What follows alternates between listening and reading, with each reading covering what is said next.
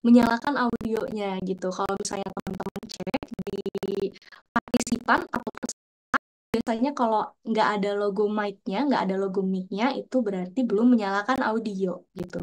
Nah, ini tolong diingatkan juga ke rekan-rekan yang lain ya untuk menyalakan audionya, teman-teman. Gimana caranya? Di bawah device-nya teman-teman, itu ada bentuknya kayak headset atau headphone gitu ya. Nah, itu teman-teman tinggal klik aja join audio gitu. Lalu selanjutnya, teman-teman kalau misalnya pakai laptop bisa diklik join with computer audio. Dan kalau misalnya pakai handphone bisa klik juga Wi-Fi or cellular data gitu ya teman-teman biar materi kita hari ini bisa dengar dengan jelas gitu ya. Jadi materinya akan tersampaikan dengan penuh begitu ya teman-teman.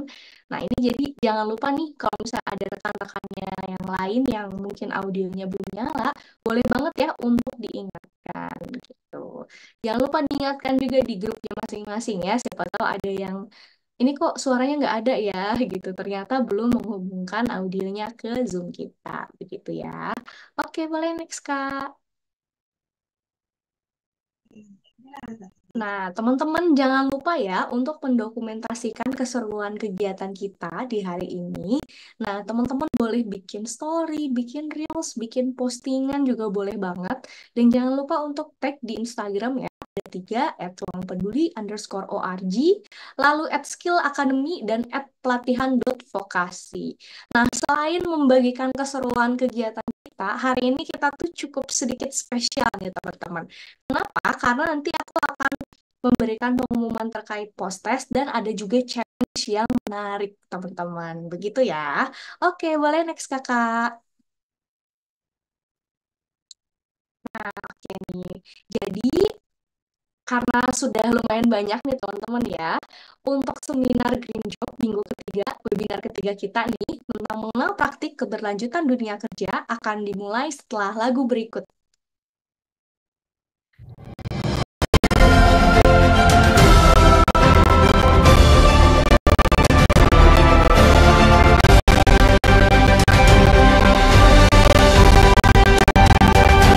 Recording in progress. Oke, Assalamualaikum warahmatullahi wabarakatuh. Selamat malam teman-teman. Shalom, Om Swastiastu, Namo Buddhaya, dan salam kebajikan. Selamat datang di webinar terakhir kita ya, webinar ekologis alias webinar terakhir terkait Green Job di program bimbingan kesiapan kerja. Nah, sebelumnya teman-teman sudah pernah membahas terkait apa itu perubahan iklim, lalu membahas juga terkait pekerjaan-pekerjaan yang berkaitan dengan green job atau pekerjaan hijau ini. Dan hari ini di webinar terakhir kita akan mengupas tuntas nih bagaimana praktik keberlanjutan di dunia kerja. Masih bersama dengan Mas Ajen Kurniawan dan materinya ini kita juga akan membahas terkait praktik ESG dan CSR yang diterapkan untuk dunia kerja yang lebih berkelanjutan. Selain itu, kita juga akan ada kuis ya teman-teman dan challenge seperti biasa. Nih, sebelum kita memulai materi, kita sapa-sapa dulu ya kembali kepada Mas Ajen. Gimana nih Mas Ajen? Sehat Mas Ajen? Alhamdulillah sehat Mbak Megi. Selamat malam teman-teman semua. Apa kabar? Sehat-sehat ya. Selamat malam. Semoga sehat-sehat ya teman-teman. Tadi katanya sih ada yang meriang, tapi masih semangat semuanya. Iya, karena mungkin cuacanya juga agak-agak, kalau di saya tuh kadang hujan, kadang cerah banget gitu ya. Jadi mungkin teman-teman ada yang bisa sedikit meriang nih ya teman-teman. Oke, di agenda webinar kita nih hari ini, tentu saja yang pertama itu kita akan mengadakan opening ya, yang tadi sudah dibuka, lalu perkenalan dengan narasumber. Nah, selanjutnya akan ada sesi pemaparan materi, dan diakhiri dengan sesi tanya jawab. Nah, setelah itu, seperti biasa, kita akan ada kuis berhadiah e-wallet, dan ada informasi penting, serta nanti ditutup dengan foto bersama. Oke, boleh lanjut ya, Kak? Nah, ini ya, ini adalah narasumber kita seperti biasa, tidak bosan-bosannya ya. Di pertemuan kita yang ketiga, yaitu adalah Mas Ajen Kurniawan, yang merupakan analis kebijakan ahli muda di Kementerian Ketenagakerjaan RI, serta spesialis di bidang green productivity. Oke, boleh lanjut, Kak?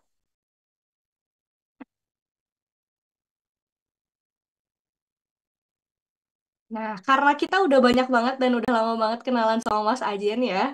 Jadi ini kan udah ketiga kalinya nih berarti teman-teman ketemu sama Mas Ajen. Jadi kita akan lanjut langsung ke penyampaian materi oleh Mas Ajen. Kepada Mas Ajen dipersilahkan. Oke, terima kasih Mbak Lely. Assalamualaikum warahmatullahi wabarakatuh. Selamat malam teman-teman semua. Semoga semua diberikan kesehatan dan kemudahan ya untuk hari ini semua. Memang betul kata Mbak Lely tadi, hari ini juga saya sempat kehujanan ya pulang dari kantor tadi. Memang cuacanya ya naik turun, tapi alhamdulillah sore tadi sekitar jam 5 udah agak apa namanya cerah ya. Moga-moga bertahan sampai 3-4 hari ke depan. Jadi kita pas apa namanya merayakan Idul Adha dalam keadaan yang cerah juga. Kita hari ini tanggal spesial juga buat saya karena alhamdulillah istri saya juga ulang tahun. Jadi ya sedikit banyak tadi juga pagi pas bangun buat tubuh ya sempat makan bareng ya agak spesial hari ini untuk kami berdua ya. Oke, jadi untuk hari ini teman-teman semua untuk sesi webinar terakhir tadi sebagaimana yang sudah disampaikan sama Mbak Lely, ini topiknya adalah keberlanjutan di dunia kerja. Nah, kalau kita berbicara tentang keberlanjutan dari sesi pertama, kemudian sesi kedua kemarin yang saya sampaikan juga terkait dengan Sustainable Development Goals, di sini nanti kita akan lihat sebenarnya keberlanjutan ini apa sih yang harus kita pahami dan bagaimana dunia kerja ini bisa menyikapinya. Next. Oke, next. Nah, konsep dasar keberlanjutan sendiri ini yang nggak bosan-bosannya ya teman-teman saya sampaikan. Jadi di sini kita bicara tentang pembangunan berkelanjutan itu harus ada 3 aspek atau 3 indikator yang berbeda satu sama lain. Yaitu dia harus secara ekonomi itu visible atau memang secara ekonomi ini dia memberikan keuntungan. Dia sustain secara environment atau lingkungan ini harus kita jaga keberlanjutannya. Karena generasi masa kini juga harus memikirkan keberlangsungan hidup di masa depan generasi yang akan datang. Kemudian secara sosial ini juga harus memberikan impact atau memberikan pengaruh yang positif. Jadi tidak hanya kita berbicara tentang bagaimana pekerjaan itu ramah lingkungan, tapi yang sebelumnya sudah pernah saya sampaikan juga pekerjaan yang layak. Ini sedikit kita review lagi ya teman-teman. Jadi kelayakan pekerjaan itu tidak hanya kita berbicara hak dan kewajiban saja dari kewajiban kita misalkan sebagai seorang pekerja dan juga hak kita yang kita dapatkan dari para pemberi kerja. Tapi bagaimana pekerjaan yang layak ini juga dia bisa memberikan satu hal yang menjadi nilai tambah dalam pelaksanaan pekerjaan kita. Contohnya di dalam bisnis proses yang kita lakukan untuk setiap okupasi atau pekerjaan yang kita miliki, itu kita harus bisa memberikan nilai tambah di dalam. Jadi kalau kita bicara tentang green dalam proses bisnis yang ada, itu juga kita harus bisa melihat sebenarnya peluang green yang ada di dalam proses bisnis yang kita lakukan itu apa saja. Nah, kemudian nanti kita akan titik beratkan ya teman-teman di sini pembahasannya ada ESG. Nah, ini yang terbaru ya teman-teman. Jadi kalau dalam perusahaan sendiri, kalau dulu kan dikenal ini ada namanya CSR atau Corporate Social Responsibility. Bagaimana yang ada saya tampilkan di gambar ya. Jadi kita juga harus memahami resources-nya itu harus tepat guna dan tepat sasaran. Jadi tidak boleh kita hambur-hamburkan. Kemudian responsibility-nya atau tanggung jawab kita dalam menggunakan resources tersebut sebaik-baiknya dan bagaimana agar limbah yang dihasilkan atau ikutan atau output yang dihasilkan itu juga memiliki added value. Jadi limbah ini kalau bisa masih bisa digunakan lagi atau masih bisa bernilai untuk dijual lagi. Seperti itu. Kemudian goals-nya ini CSR ini dengan long term goals dan juga sincerity-nya kita kadang-kadang sering ketukar nih teman-teman. Kita bicara CSR tapi ternyata kita bicaranya charity. Nah ini beda ya. Kalau charity kita bicaranya itu beramal. Kalau CSR ini merupakan tanggung jawab dari perusahaan atau tanggung jawab dari suatu organisasi bahwa dia harus memberikan impact kepada lingkungannya, baik itu lingkungan sosial atau lingkungan yang harus dia jaga untuk menanam pohon misalkan, atau bagaimana caranya dia bisa mengelola air limbah atau mengelola limbah padat, atau limbah berbahaya lainnya, misalkan seperti itu. Dan juga dia harus memiliki nilai keekonomisan, yang mana nilai keekonomisan itu dari awal kita memiliki input bahan bakunya sampai dengan menjadi bahan jadi, atau nanti dia juga akan melihat apakah itu menjadi satu produk ataupun jasa. Maksudnya customer ya, atau klien kita melihat itu sebagai produk atau jasa yang ditawarkan untuk dibeli atau diuji cobakan, maksudnya diberikan sampel. Nah, nanti outcome-nya itu juga harus bisa memberikan nilai tambah dari output yang dihasilkan. Kemudian di sini juga ada self policy, etik, dan juga market, dan yang terakhir adalah sustainability-nya. Nah, bicara tentang self policy ini, kalau dari CSR sendiri ini biasanya dia memang sudah tertata, teman-teman. Jadi dia melihat langsung kepada policy atau kebijakan atau peraturan apa saja yang ada di perusahaan yang bisa digunakan untuk mendukung konsep dasar keberlanjutan itu. Yang secara ekonomis dia harus bernilai tambah, kemudian dia juga harus mampu untuk menjaga lingkungan, dan juga secara sosial dia memiliki dampak yang baik terhadap lingkungan. Jadi kalau misalkan CSR itu nggak memiliki dampak terhadap lingkungan, secara otomatis maka perusahaan itu ya, yang kita bilang sekarang banyak ya di Indonesia ini, itu banyak investor kabur, teman-teman. Kenapa? Kalau kita lihat misalkan investor ini bisa dibilang banyak kaburnya ke Vietnam. Nah, Vietnam ini kalau terlepas dari dia memang negara yang sentralistik, kita bicara bahwa di sana ada kepastian hukum, teman-teman. Jadi kalau bicara kepastian hukum itu yang memang satu faktor yang investor sangat senang kalau bisa dibilang. Kenapa? Karena dengan adanya kepastian hukum, maka investasi yang ditanamkan oleh investor itu pasti akan dilindungi oleh pemerintah dan digaransi terjamin bagaimana nanti keberlanjutan dari investasi yang ditanamkan dari si investor. Karena otomatis pada saat ada keberlanjutan, investor ini kan dia akan cari profit. Ya. Pada saat dia berbicara profit, dia juga pasti akan ada sesuatu yang diberikan seperti itu. Jadi prinsipnya pada saat kita melakukan sesuatu, teman-teman, itu kita harus melakukan take and give. Jadi nggak boleh kita cuman ngambil aja nih, take aja. Misalkan sebagai investor, kita hanya mengambil misalkan, oh upah buruhnya murah, kemudian bahan bakunya itu melimpah, kemudian dia juga didukung dengan kebijakan yang baik dari pemerintahnya, nggak seperti itu juga. Tapi yang diberikan oleh investor seharusnya di situ ada transfer of knowledge, transfer of technology, kemudian juga bagaimana dia bisa mengorganisasikan satu investasi itu untuk nanti memberikan dampak ikutan ke investasi di tempat lainnya. Dalam hal ini kita bicara tentang CSR. Jadi lingkungan sosial yang diberikan dampak dari investasi itu juga harus terukur. Misalkan nanti kita juga berbicara tentang apakah di situ ada contoh misalkan pemberian beasiswa atau ternyata pemberian modal atau ada pendampingan terhadap masyarakat sekitar. Nah, di Indonesia sekarang ini yang kita lihat bahwa sebenarnya kenapa sih investasi itu pada lari ke luar negeri. Nah, satu contoh paling gampang kan ya ada beberapa hal yang memang sifatnya mungkin bisa dibilang investasi itu dijadikan sebagai komoditas. Contohnya misalkan pada saat kita berbicara tentang Ibu Kota Nusantara. Nah, Ibu Kota Nusantara ini kan sebenarnya merupakan satu inisiatif dari pemerintah bagaimana agar kita juga bisa memiliki pusat pemerintahan dan juga pusat bisnis yang memang dia nanti akan mendukung pertumbuhan ekonomi seperti itu. Jadi kalau misalkan kita bisa ambil contoh yang sudah berjalan dengan baik itu di apa namanya Amerika Serikat ya, teman-teman. Jadi pusat pemerintahan itu ada di Washington DC, kemudian pusat untuk ekonomi itu dia ada di New York. Yang mana memang kalau kita bicara New York sebagai pusat bisnis itu juga sudah melewati proses ratusan tahun lamanya. Karena ini sedikit banyak saya ceritakan ya teman-teman, karena memang saya pelajari juga dulu waktu saya kuliah S1, kebetulan major yang saya ambil itu adalah American Studies. Nah, ini sedikit banyak saya sampaikan bahwa New York ini dia terletak di Pulau Manhattan. Nah, Pulau Manhattan ini dulunya itu adalah daerah rawa.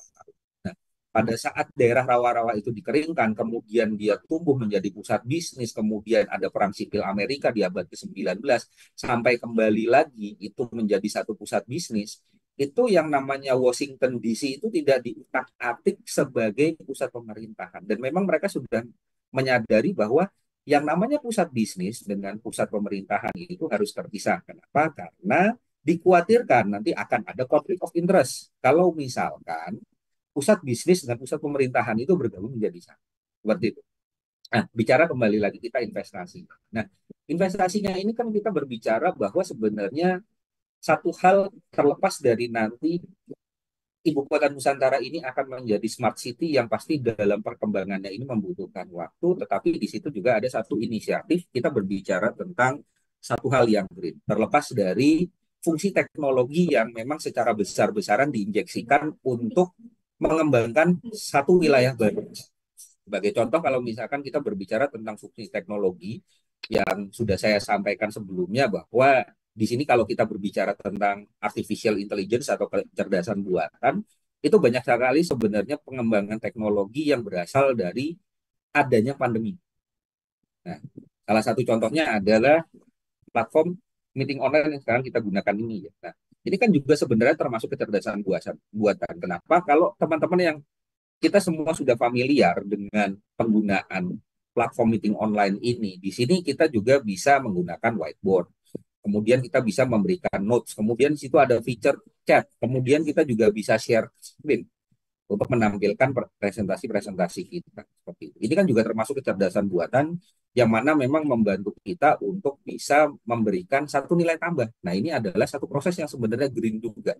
Seperti itu. Nah, pada saat kita bicara tadi investasi, investasi itu yang harus kita mulai kembali lagi saya soroti ya teman-teman.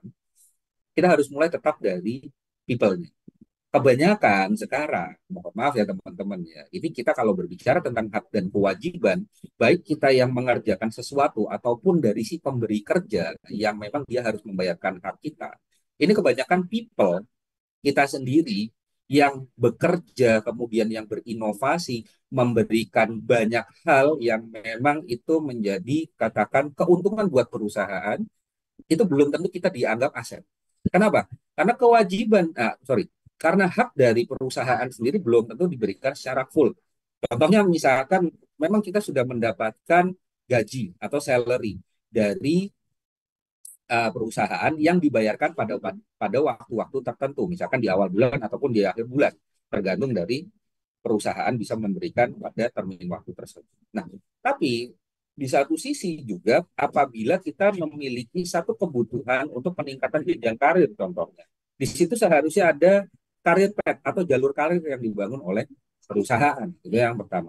Dari jalur karir itu berarti ada konsekuensi bahwa di situ pasti akan ada remunerasinya atau misalkan insentif yang harus ditambahkan. Kemudian yang paling penting yang perlu disoroti di sini apabila kita bicara tentang pengembangan sumber daya manusia, maka yang harusnya dilakukan adalah di situ ada upgrading skill, knowledge, dan juga kita harus melihat sebenarnya pada saat diciptakan satu jenjang karir dengan okupasi tertentu, dia harus tahu sampai di titik mana jenjang karir itu akan menjadi jenuh. Dalam artian misalkan sebagai contoh, saya sendiri ya, saya mengawali itu dulu sebagai seorang analis. Tapi kemudian saya juga berakhir sebagai analis dikarenakan memang adanya pergeseran jabatan struktural menjadi jabatan fungsional. Tapi dalam perjalanannya, saya pertama kali menjadi analis bahan peningkatan program manajemen, kemudian saya menjadi penyusun bahan kerjasama, hampir sekitar 10 tahun. Setelah itu baru kemudian saya menjadi struktural, jadi seorang kepala seksi. Nah, dari kepala seksi itu akhirnya karena ada perubahan nomenklatur atau perubahan tata organisasi, kita bicara akhirnya di situ ada perubahan dari fungsi struktural menjadi fungsi fungsional. Akhirnya saya menjadi seorang analis kebijakan. Yang mana analis kebijakan ini pada saat kita berbicara satu okupasi tidak hanya sekarang yang diperlukan itu untuk mengembangkan kompetensi saja teman-teman. Tapi kita bicaranya tentang pengembangan profesi. Kenapa? Contoh misalkan teman-teman di sini bicara tentang misalkan ruang guru ya. Kita ambil contoh ruang guru. Ruang guru kita berbicara fasilitator misalkan. Nah, kalau kita bicara fasilitator, saya bisa bilang bahwa grade-nya itu bisa lebih tinggi dibandingkan kita menjadi seorang trainer, dibandingkan kita menjadi seorang konsultan, dibandingkan kita menjadi seorang moderator, dibandingkan kita menjadi seorang promotor. Kenapa? Karena dari yang saya pahami dan juga saya pernah mengikuti pelatihan untuk menjadi fasilitator. Fasilitator ini adalah satu jenjang karir yang bisa kita bilang okupasinya ini amat sangat unik. Satu sisi dia harus berperan juga untuk bisa menjadi satu moderator. Kemudian satu sisi dia juga harus tahu how to promote. Nah, kita bicara ini kan tentang bimbingan kesiapan kerja, gitu.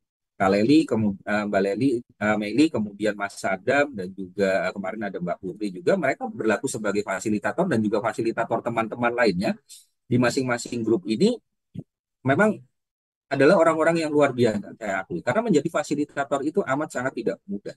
Karena kita juga harus mengerti bagaimana kita mengontrol apa namanya kelas, kemudian juga bagaimana pada saat penyiapan materi dan juga penggunaan metode ajar dan juga apa namanya hal-hal yang bisa kita maksimalkan melalui tools atau equipment yang kita gunakan. Sebagai contoh misalkan dari Zoom ini. Nah, seperti itu. Jadi kalau misalkan kita bicara tentang investment, itu misalkan kita lihat dari sisi corporate social responsibility. Karena ini kita juga bisa anggap dan kita bisa analogikan ruang guru ini adalah corporate juga.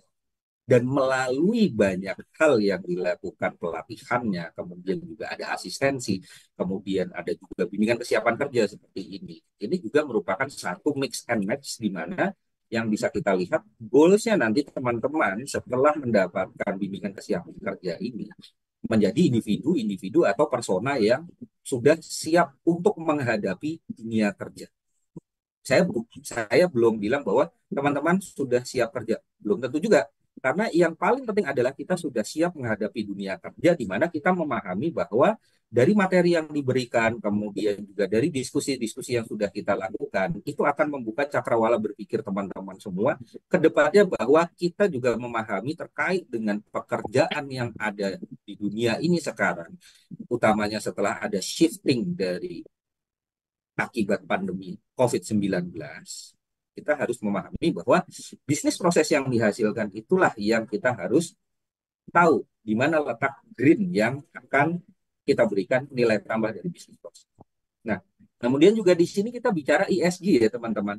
ESG ini bisa dibilang lebih advance dan belum semua perusahaan ini yang bisa dibilang di Indonesia itu kebanyakan baru multinational company yang sudah menjalankan. Kenapa?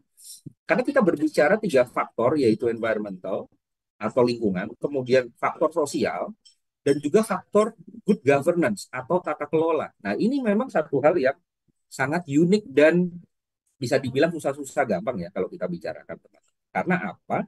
Pada saat kita berbicara environment dan sosial, itu merupakan satu faktor di mana apa namanya satu siklus pembangunan berkelanjutan ini dia merupakan pendukung yang utama bisa dibilang. Nah, tapi di sini pada saat kita berbicara tata kelola, berarti di situ ada impact dari regulasi atau peraturan-peraturan yang harus dijalankan.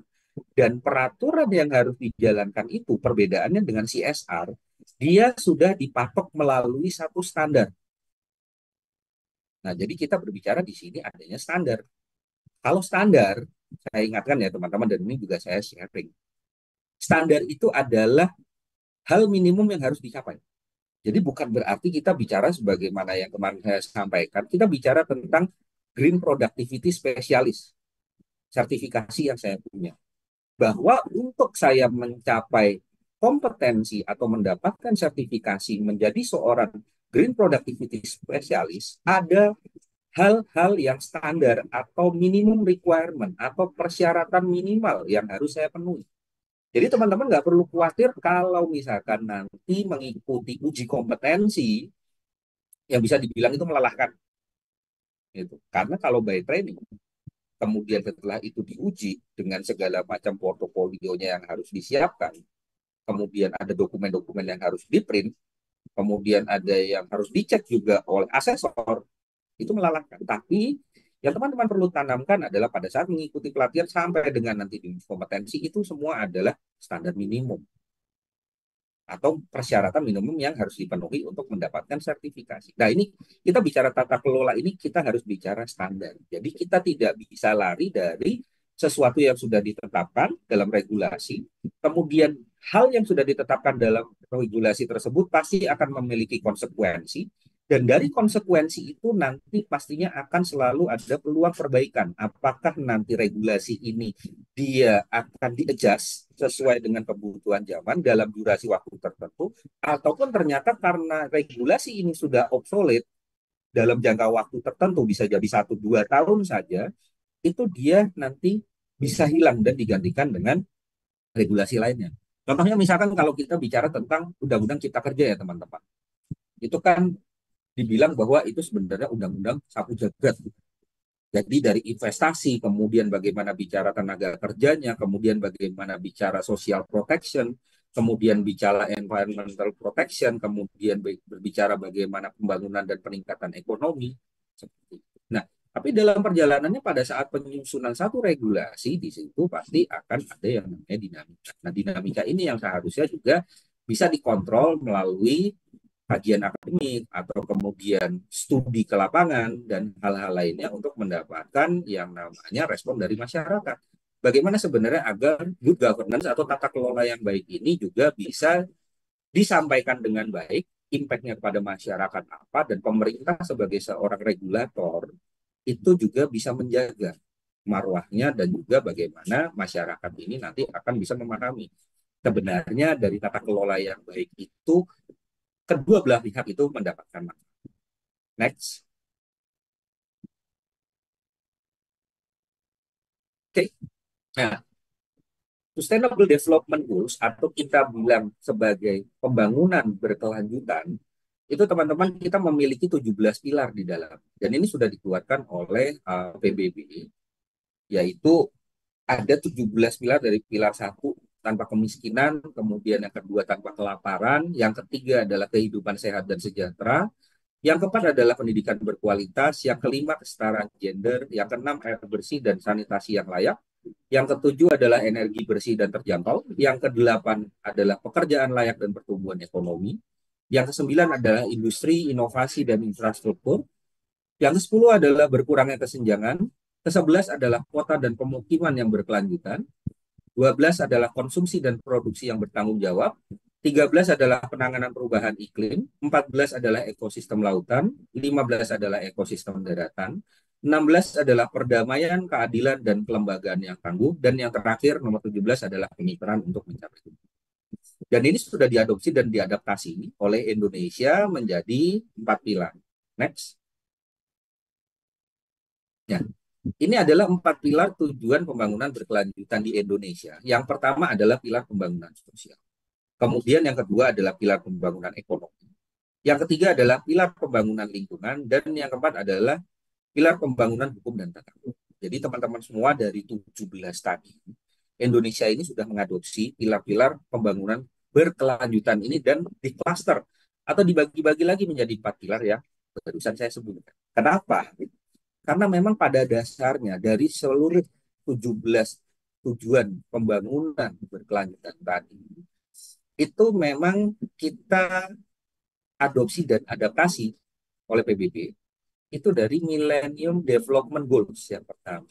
Kalau teman-teman mungkin saya sedikit ceritakan ya, karena saya masih mengalami pada saat masa itu, di mana pada saat milenium atau pergantian tahun dari 99 ke 2000, itu banyak sekali hoax yang disebarkan. Yang nanti akan ada bug lah di dalam komputer, kemudian kita semua akan kembali ke zaman batu karena komputer mati, internet atau dan hal-hal lainnya itu nggak berfungsi dikarenakan ada bug atau virus yang nanti akan menyerang sistem dan lain sebagainya. Tapi nyatanya tidak terjadi. Kenapa? Memang pada saat kita berbicara tentang Millennium Development Goals itu, di situ kita berbicara tentang transisi, teman. Nah, kenapa sih bicaranya transisi? Karena pada saat itu memang adanya pergeseran era di mana dari hal-hal yang sifatnya manual, sebagaimana yang mungkin di pertemuan pertama saya sampaikan ya teman-teman kalau masih ingat, bahwa di revolusi industri yang keempat, pada saat kita berbicara tentang adanya komputer dan internet, di mana komputer ditemukan di tahun 1930, 1940-an, dan memang secara masif akhirnya digunakan sebagai sebuah mesin komputasi awalnya ya, atau untuk menghitung. Tapi ke sini-sininya sampai dengan tahun 80-an itu menjadi satu mesin yang memudahkan untuk kita bekerja. Di situ ada namanya kita bicara tentang software untuk word processor. Jadi untuk bagaimana kita memproses kata-kata yang tadinya menggunakan mesin ketik secara manual, kemudian mesin ketik secara manual ini dia beralih menjadi mesin ketik listrik. Mesin ketik listrik ini akhirnya juga dia beralih menjadi komputer.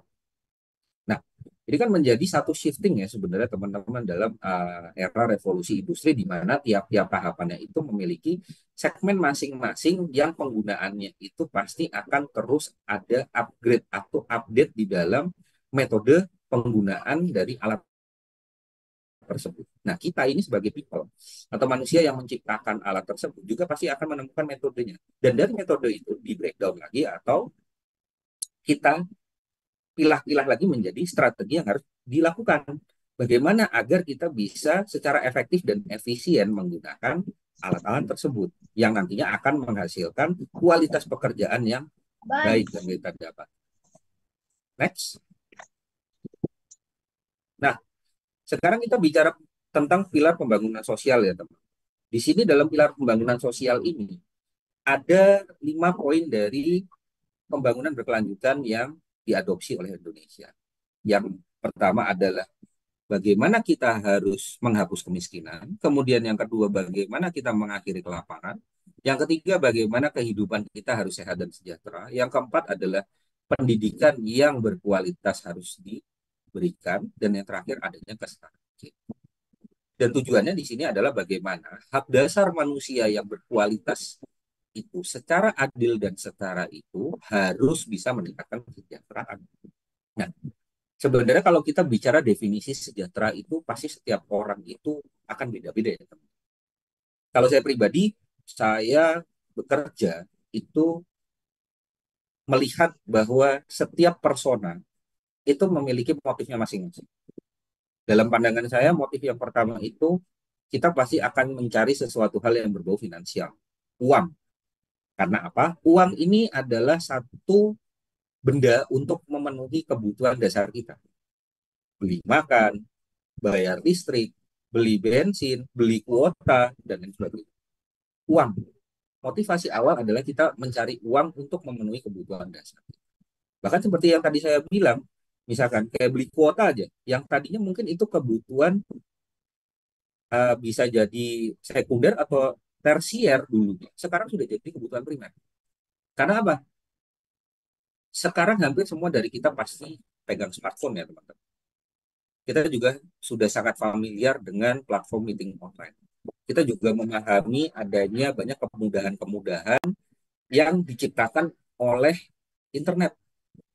Yang mana mungkin dulu kalau saya juga masih menggunakan ya zaman saya kuliah dulu itu ada satu kamus Oxford tebal itu yang memang kami gunakan sebagai rujukan. Tapi sekarang Oxford Dictionary itu sudah ada juga yang digital dan itu memudahkan dan itu bahkan juga banyak yang bisa diakses secara gratis seperti ini. Nah, ini kan merupakan satu shifting juga ya teman-teman di mana banyak hal yang berbau teknologi sebenarnya memudahkan pekerjaan. Kemudian yang kedua, setelah uang itu dia akan naik tingkat, dia ingin punya satu pengakuan. Artinya apa? Dia mau jabatan atau dia mau power. Power ini dia bisa dibeli dengan uang.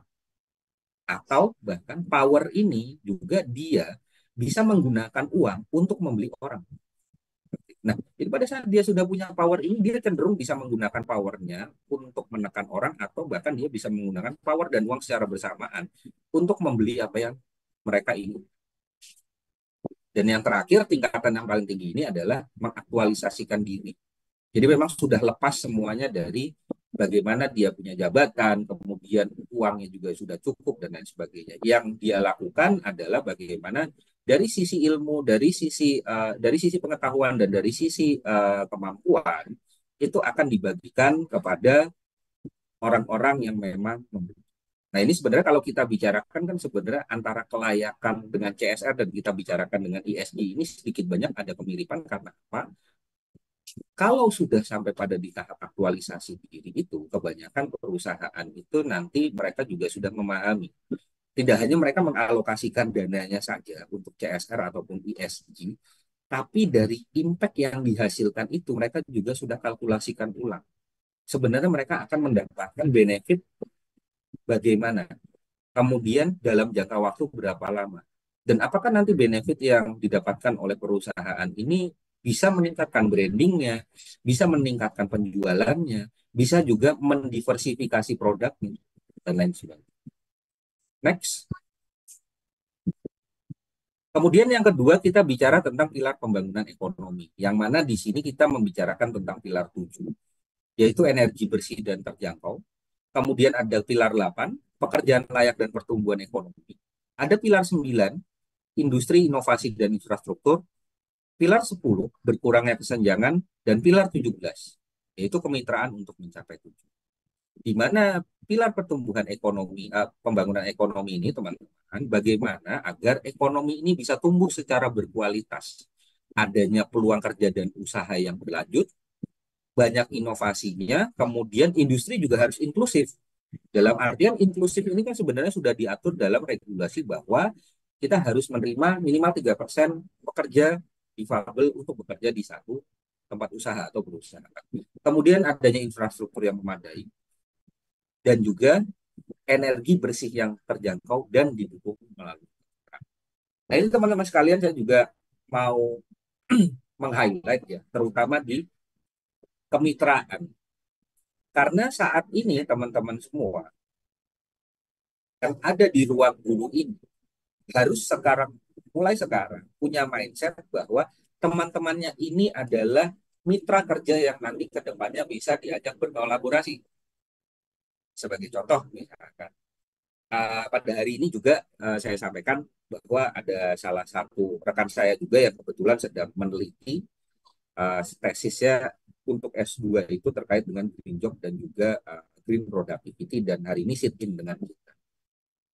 Beliau ini adalah salah satu mitra saya pada saat dulu membangun dan berjuang bersama untuk mendapatkan akreditasi Professional Certification Agency for Productivity, yang mana itu merupakan lembaga sertifikasi profesi yang direkognisi atau dikenali atau diakreditasi secara internasional oleh Asian Productivity Organization. Nah, pada saat kita berbicara mitra ya teman-teman, berarti tidak harus kita itu bisa menguasai seluruh permasalahan. Pada saat ini, teman-teman ini juga harus bisa memahami bahwa teman-teman masing-masing memiliki karakteristik yang berbeda-beda dan juga potensi yang berbeda-beda. Itu yang pertama yang harus dipahami. Dari situ, setelah memahami karakteristik dan potensi yang berbeda-beda, teman-teman nanti juga akan memahami setelah selesai saya mendapatkan bimbingan kerja ini, bagaimana caranya saya bisa membuat apa yang menjadi nilai jual saya, atau tadi saya sampaikan, karakteristik dan juga potensi saya ini bisa menjual secara utuh. Atau bagaimana kita bisa melihat sebenarnya potensi yang kita kembangkan ini nanti bisa kita kolaborasikan dengan siapa ya. Gampangnya begitu. Nah, karena teman-teman di sini kan juga sudah ada groupingnya, kemudian juga sudah ada fasilitatornya, dan saya yakin teman-teman fasilitator dengan para teman-teman yang ada di dalam grupnya ini juga sudah mengenal satu sama lain selama hampir 3 bulan bersama ini, sudah saling memahami karakteristiknya seperti apa, kemudian bagaimana pada saat kita mengerjakan kuis, kemudian bagaimana kita mengerjakan assignment, kemudian bagaimana caranya pada saat kita juga merespon satu hal dalam materi, dan juga bagaimana kita bisa melihat sebenarnya keunggulan materi atau satu prinsip yang pengen saya tanamkan seperti apa. Karena memang kalau kita berbicara tentang green atau bagaimana kita bisa berbicara kemitraan yang green, ini nanti kita juga harus memahami. Sebenarnya kalau misalkan memang teman-teman kita juga sudah bisa saling apa namanya memahami potensinya masing-masing. Misalkan saya ada di satu grup di ruang guru ini ya teman-teman, dan saya juga coba untuk mengelaborasi, yuk kita bikin project bareng nih. Mau bikin project apa? Yuk kita bikin web design. Oke. Web design ini kita cari kliennya dulu yuk. Oke. Saya bisa nih nyariin klien. Berarti dia bisa marketing. Kan seperti itu. Tapi harus tahu dulu nih pada saat mau bikin jasa web design, kita kan harus buat dulu produk knowledge dari perusahaan kita yang akan kita tawarkan itu apa. Jasa web desainnya ini mencakup apa aja? Apakah hanya sekedar mendesainkan web saja tanpa ada maintenance-nya, ataukah juga sampai dengan nanti kita memaintain dan juga kita bisa menggaransi apabila misalkan ternyata ada hal-hal yang perlu di-maintain dalam jangka waktu tertentu kita masih berikan free. Kemudian juga layanannya secara eksklusif dan cepat itu tidak akan diberikan ke orang lain karena web yang kita desain ini dia hanya special design untuk satu klien saja dan lain sebagainya. Nah, itu kan merupakan satu produk knowledge. Misalkan tadi marketingnya harus jual. Terus kemudian nanti di situ ada teman-teman yang bisa apa namanya punya skill IT developer misalkan. Oke, nggak apa-apa, silahkan. Berarti kan dia nanti terkait coding dan lain sebagainya itu dia akan bisa bikin firewall, kemudian dari keamanan websitenya dan lain sebagainya itu bisa dia guarantee seperti itu. Kemudian ternyata ada yang jago desain. Nah, berarti layouting dari webnya ini dia bisa buat tergantung dari permintaan si klien dan ini nanti yang akan jadi karakteristik dari klien bahwa this is my only personal design eksklusif. Tidak ada yang bisa mereplikasi. Kalau ada yang bisa mereplikasi, berarti si web developer itu bisa dituntut. Karena dia sudah menggaransi kan. Nah, ini kita bicara tentang kemitraan. Nah, seperti itu. Jadi teman-teman, pada saat kita berbicara tentang kemitraan dan juga kita sebagai people yang bekerja ini, kita juga harus memahami dan juga mengelaborasi kemungkinan-kemungkinan yang ada untuk berkolaborasi dengan rekan-rekan dan mitra kita semua. Jadi mulai sekarang ya teman-teman, karena ini kalau kata Mbak Meli tadi dibilang bahwa dari sesi 1, sesi 2, sesi 3 ini semua kita bicara tentang tobat ekologis. Nah, mulai sekarang tobat ekologisnya kita coba injeksikan, kita coba adjust bahwa teman-teman semua di sini nanti akan berbicara. Termasuk juga dengan saya dan juga dengan para fasilitator dari ruang guru. Siapa tahu nanti kita bisa bertemu dalam proyek yang selanjutnya, kemudian kita juga bisa berkolaborasi dan mengelaborasi peluang-peluang yang ada. Kita tidak pernah tahu, teman. Next. Oke. Kemudian yang ketiga adalah pilar pembangunan lingkungan, di mana di sini ada pilar 6, yaitu air bersih dan sanitasi yang layak. Pilar 11, yaitu kota dan pemukiman yang berkelanjutan. Kemudian pilar 12, konsumsi dan produksi yang bertanggung jawab. Kemudian ada pilar 13, penanganan perubahan iklim. Kemudian pilar 14, ekosistem lautan.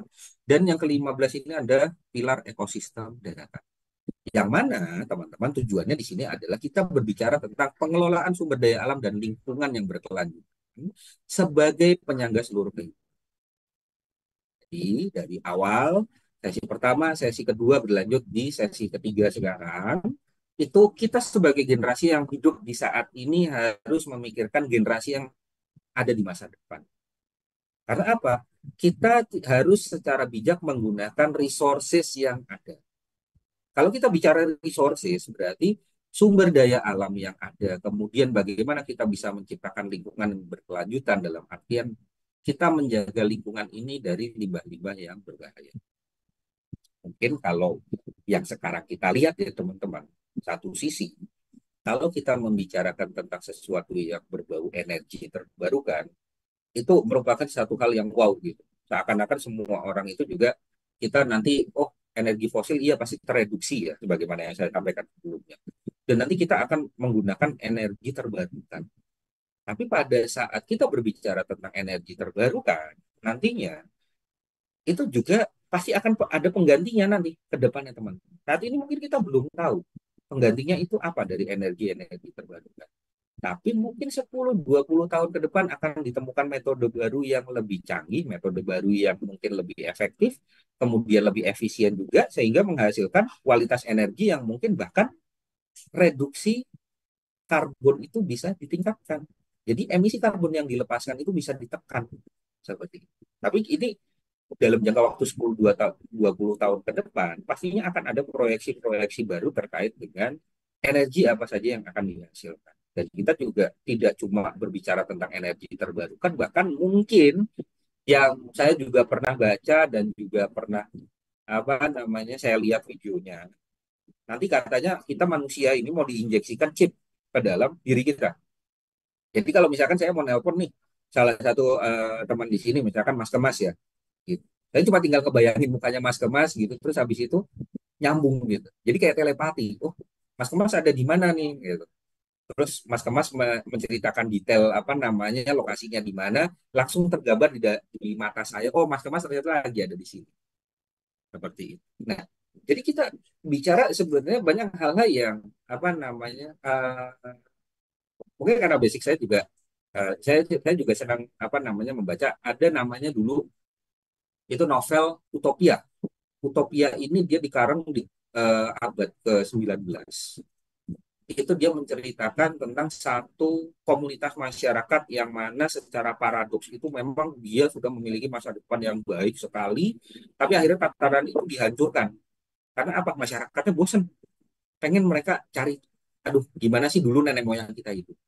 Tapi akhirnya begitu mereka hidup seperti di zaman nenek moyang mereka, mereka juga akhirnya kembali lagi mendambakan, oh ternyata apa yang sudah kita bangun, kita dapatkan, dan memudahkan kehidupan kita, kemudian kita hancurkan, itu juga nggak apa namanya mendatangkan satu hal yang lebih baik pada saat kita kembali ke zaman nenek moyang kita kan seperti itu walaupun ya bukan zaman nenek moyang yang benar-benar berburu dan meramu makanan ya tapi lebih kepada adanya kemudahan-kemudahan yang sudah mereka dapatkan itu mereka riset dari awal jadi itu kurang lebihnya nah kita juga harus memahami teman-teman karena apa kalau kita berbicara tentang pembangunan yang berkelanjutan utamanya yang di bawah ini ya tiga terbawah ya teman-teman kita berbicara tentang penanganan perubahan iklim, ekosistem lautan, dan ekosistem darat.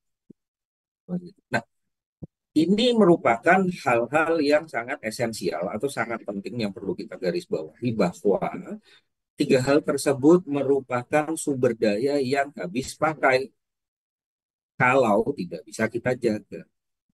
Seperti contoh paling gampang itu yang kemarin saya sampaikan salah satu dampak perubahan iklim adalah kenaikan permukaan air laut dikarenakan ada kenaikan suhu.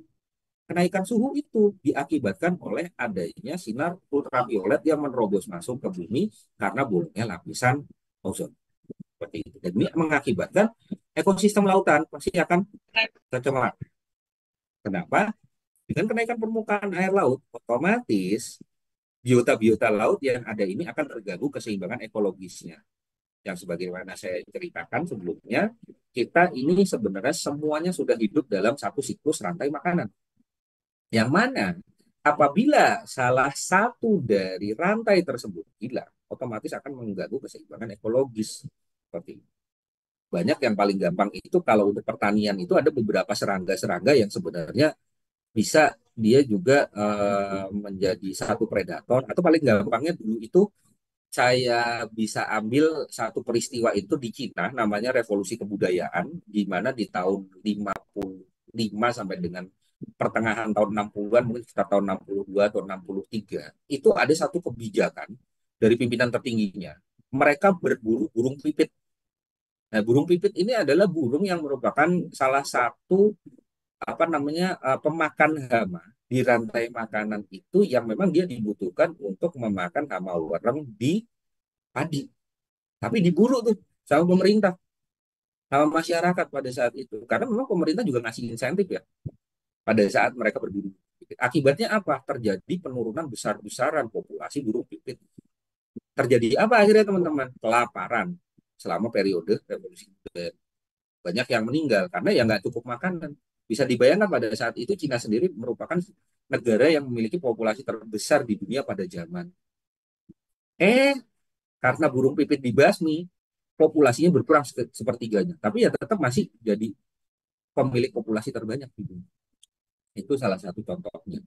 Jadi memang tidak hanya ada hal-hal yang juga bisa kita tawarkan untuk tetap menjaga ekosistem, tapi kita juga harus memahami dari ekosistem yang ada itu mereka memiliki peran seperti apa. Seperti itu. Jadi tidak hanya kita lihat ekosistem ini bertahan ke depannya nanti untuk anak cucu kita pasti akan ada perubahan atau penyesuaian. Ya benar, pastinya. Karena setiap zaman itu punya tantangannya masing-masing. Jadi saya setuju itu. Tapi yang kita juga harus tahu, untuk menjawab tantangan itu berarti kan kita harus menyiapkan pilihan-pilihan agar tantangan itu juga bisa dijawab. Nanti. Kalau hanya kita menyediakan solusinya aja teman-teman, terus terang, sama aja kayak kita memberikan ikan kepada orang miskin. Kenyang kan dia, tapi pada saat ini aja seharusnya kita berikan kail agar dia bisa memancing ikan. Jadi dia nggak akan kelaparan lagi. Minimal dengan kail itu dia bisa memancing ikan untuk kebutuhan makannya atau untuk dia jual lagi yang bisa mendatangkan modal, bisa dia belikan bahan makanan lainnya atau mungkin dia bisa bikin satu lapak untuk dagang ikan dari hasil tangkapannya dan lain sebagainya. Next. Kemudian yang terakhir adalah pilar pembangunan hukum dan tata kelola, yaitu ada pilar 16 di mana pilar 16 ini adalah perdamaian, keadilan, dan kelembagaan yang mana tujuannya adalah untuk mewujudkan kepastian hukum dan tata kelola yang efektif, transparan, akuntabel, dan partisipatif untuk menciptakan stabilitas keamanan dan mencapai negara berdasarkan hukum. Kalau kita bicara tentang ini, teman-teman semua, pastinya tadi yang sudah saya sampaikan juga ya terkait dengan Undang-Undang Sapu Jagat. Seharusnya di situ ada melalui proses yang dinamakan uji publik. Kalau kita bicara uji publik, artinya apa? Teman-teman di sini berhak terlibat untuk memberikan saran dan masukan atas undang-undang yang disusun dan kemudian disebarluaskan atau disosialisasikan kepada masyarakat. Kenapa? Karena setiap dari kita semua teman-teman ini memiliki hak, saya tidak bilang mengkritisi ya, tapi memiliki hak untuk menyampaikan pendapat. Sebagaimana yang sudah diatur dalam Undang-Undang Dasar kita. Di situ ada kebebasan menyampaikan pendapat dan juga berserikat. Berserikat ini kita bukan berbicara bahwa kita harus bikin satu aliansi, harus bikin satu asosiasi, kemudian kita juga harus bikin satu hal yang memang ibaratnya kalau bisa dibilang organisasi yang menyeluruh untuk menyampaikan pendapat, enggak juga. Berserikat ini adalah kita berbicara tentang tata kelola yang tadi saya sampaikan di awal ini. Jadi dalam berbicara tentang tata kelola ini, teman-teman, sebagai contoh paling gampang ya, tadi yang sudah saya sampaikan tentang mitra. Mitra itu perlu adanya satu tata kelola yang baik. Dalam artian, pada saat teman-teman sudah bermitra, itu sudah berserikat. Pada saat sudah berserikat, berarti teman-teman harus memutuskan dan menetapkan bentuk kemitraan ini akan menjadi seperti apa. Itu yang pertama. Apakah dia akan menjadi satu organisasi yang profit making? Apakah dia akan menjadi satu organisasi yang social profit making atau bentuk-bentuk organisasi lain? Misalkan seperti itu. Kemudian di dalamnya nanti tata kelolanya akan seperti apa? Siapa mengerjakan apa? Di situ dibangun satu organisasi. Bertanggung jawab terhadap apa? Kepada siapa? Ada rantai komandonya. Ada garis koordinasi. Misalkan seperti itu.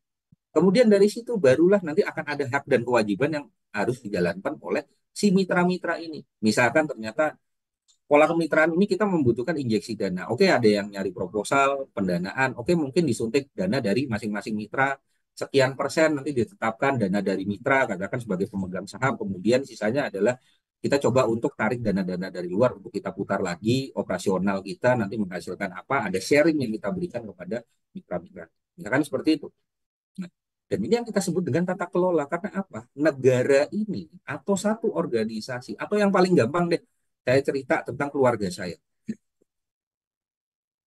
Istri saya satu, anak saya tiga. Itu di situ dalam satu keluarga, pasti akan ada yang namanya tata kelola. Kita berbicara tentang kepastian hukum.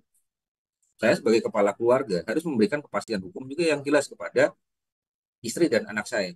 Caranya bagaimana? Kami berdua sebagai orang tua itu harus menetapkan norma dalam keluarga kami. Batasan-batasan yang disepakati, do and don'ts. Kadang-kadang kami malah bermain stick and carrot. Kalau yang teman-teman tahu ya. Kapan kita harus kasih carrot kepada anak-anak kita? Pada saat mereka sudah melakukan do yang benar, kita berikan apresiasi. Atau pada saat mereka melakukan don't, kita berikan stick. Stick ini bukan berarti kita memukul, tapi ada konsekuensi logis yang harus diberikan. Ini loh resikonya, karena kamu sudah melakukan ini. Misalkan sebagai contoh kami sendiri ada perjanjian bahwa kita harus bisa kita hanya memberikan gadget sama anak-anak itu di hari Sabtu dan Minggu. Lainnya enggak. Tapi itu pun kami batasi durasinya hanya maksimal 2 jam. Seperti itu. Nah, itu ada do and don'ts ya. dan kami pasang timer untuk 2 jam. Selesai mati ya udah, kita akan bermain di luar. Kita akan lihat sebenarnya di luar ini ada kemungkinan apa saja sih, bermain secara fisik.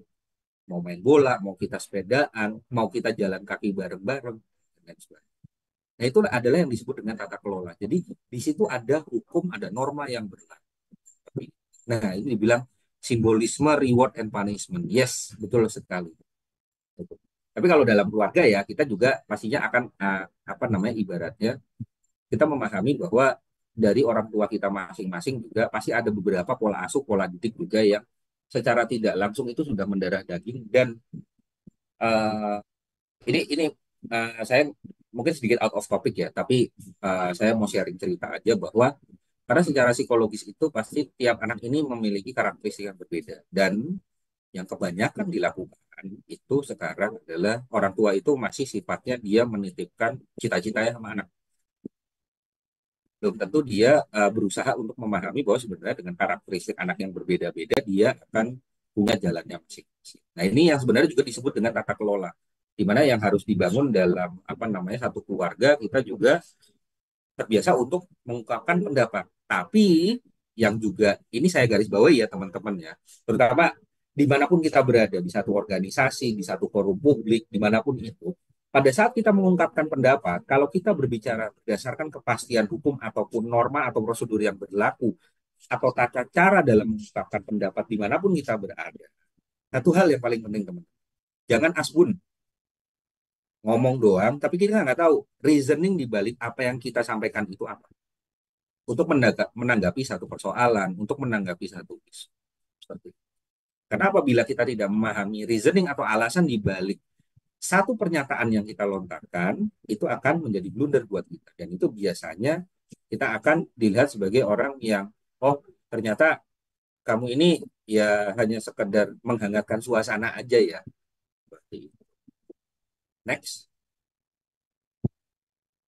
Oke, nah sekarang kita bicara tentang CSR. Karena kita bicara tentang CSR, ini yang perlu digarisbawahi itu adalah pertanggungjawaban sosial kepada seluruh pemangku kepentingan di ruang lingkup perusahaan tersebut. Jadi pemangku kepentingan ini di sini ya teman-teman ya, ada dia punya karyawan, kemudian dia punya pemegang saham, dia punya konsumen, kemudian juga ada regulator atau pemerintah, kemudian ada juga masyarakat.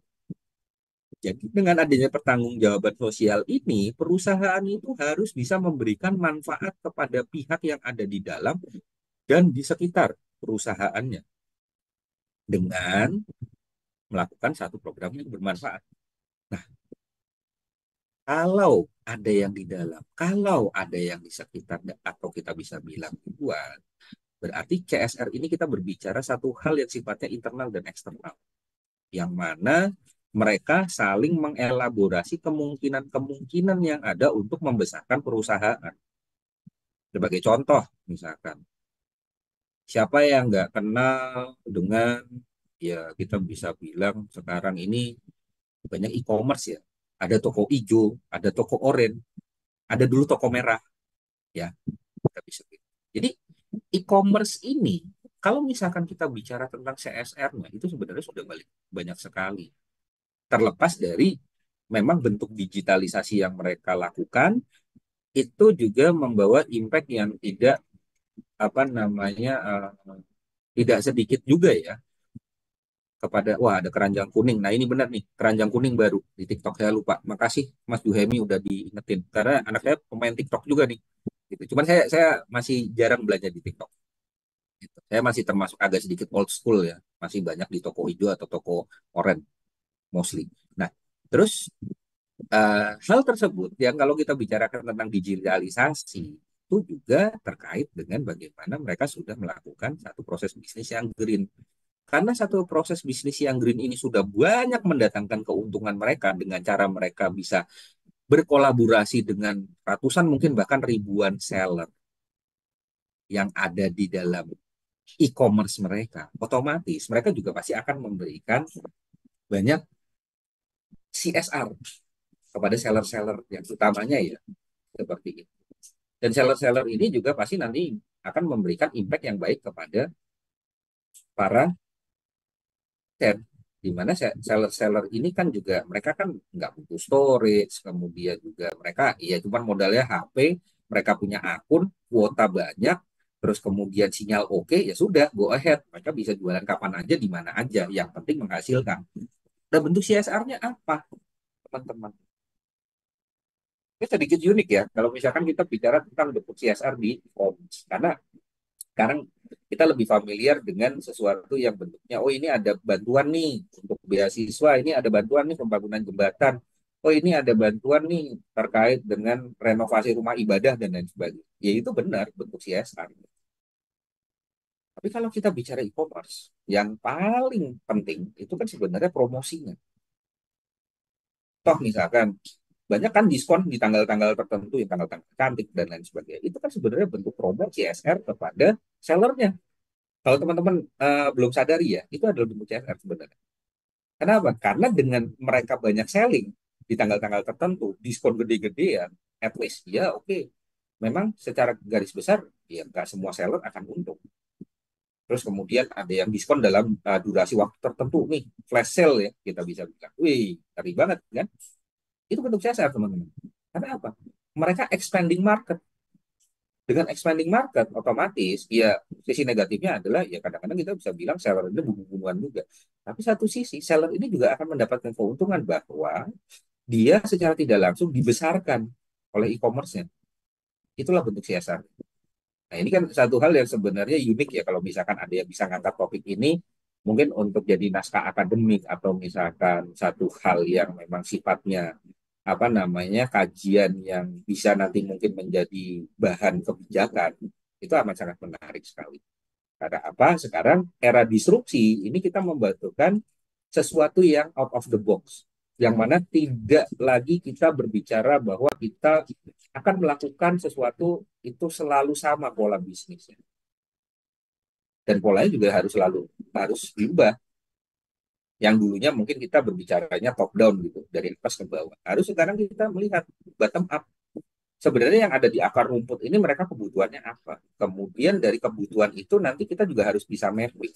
Berapa banyak sih market yang apa namanya membutuhkan hal tersebut? Apakah ini nanti akan menjadi favorit produk yang bisa mensubstitusi atau menjadi satu ujung tombak untuk penjualan kita dibandingkan dengan produk lain. Misalkan nih buat teman-teman yang punya e-commerce ya atau punya usaha dan lain sebagainya. Karena kalau kita nggak bisa apa namanya menangkap peluang atau mapping market, ya kita bikin market sendiri seperti itu.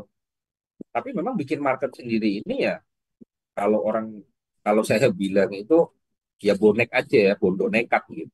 Butuh kenekatan dan memang kita juga tetap harus lihat sebenarnya peluang apa sih yang bisa ditangkap dengan kita menciptakan market kita sendiri. Seperti itu. Paling gampang sekarang kalau misalkan kita apa namanya pada saat bicara tentang satu eh, hal yang menciptakan market itu ya persaingan dulu ya antara yang kita bisa bilang HP keyboard fisik dengan touchscreen. Kita nggak pernah tahu dulu itu touchscreen kayak gimana kan. Pada saat handphone gambar Apple itu keluar, Apple digigit ya, itu keluar.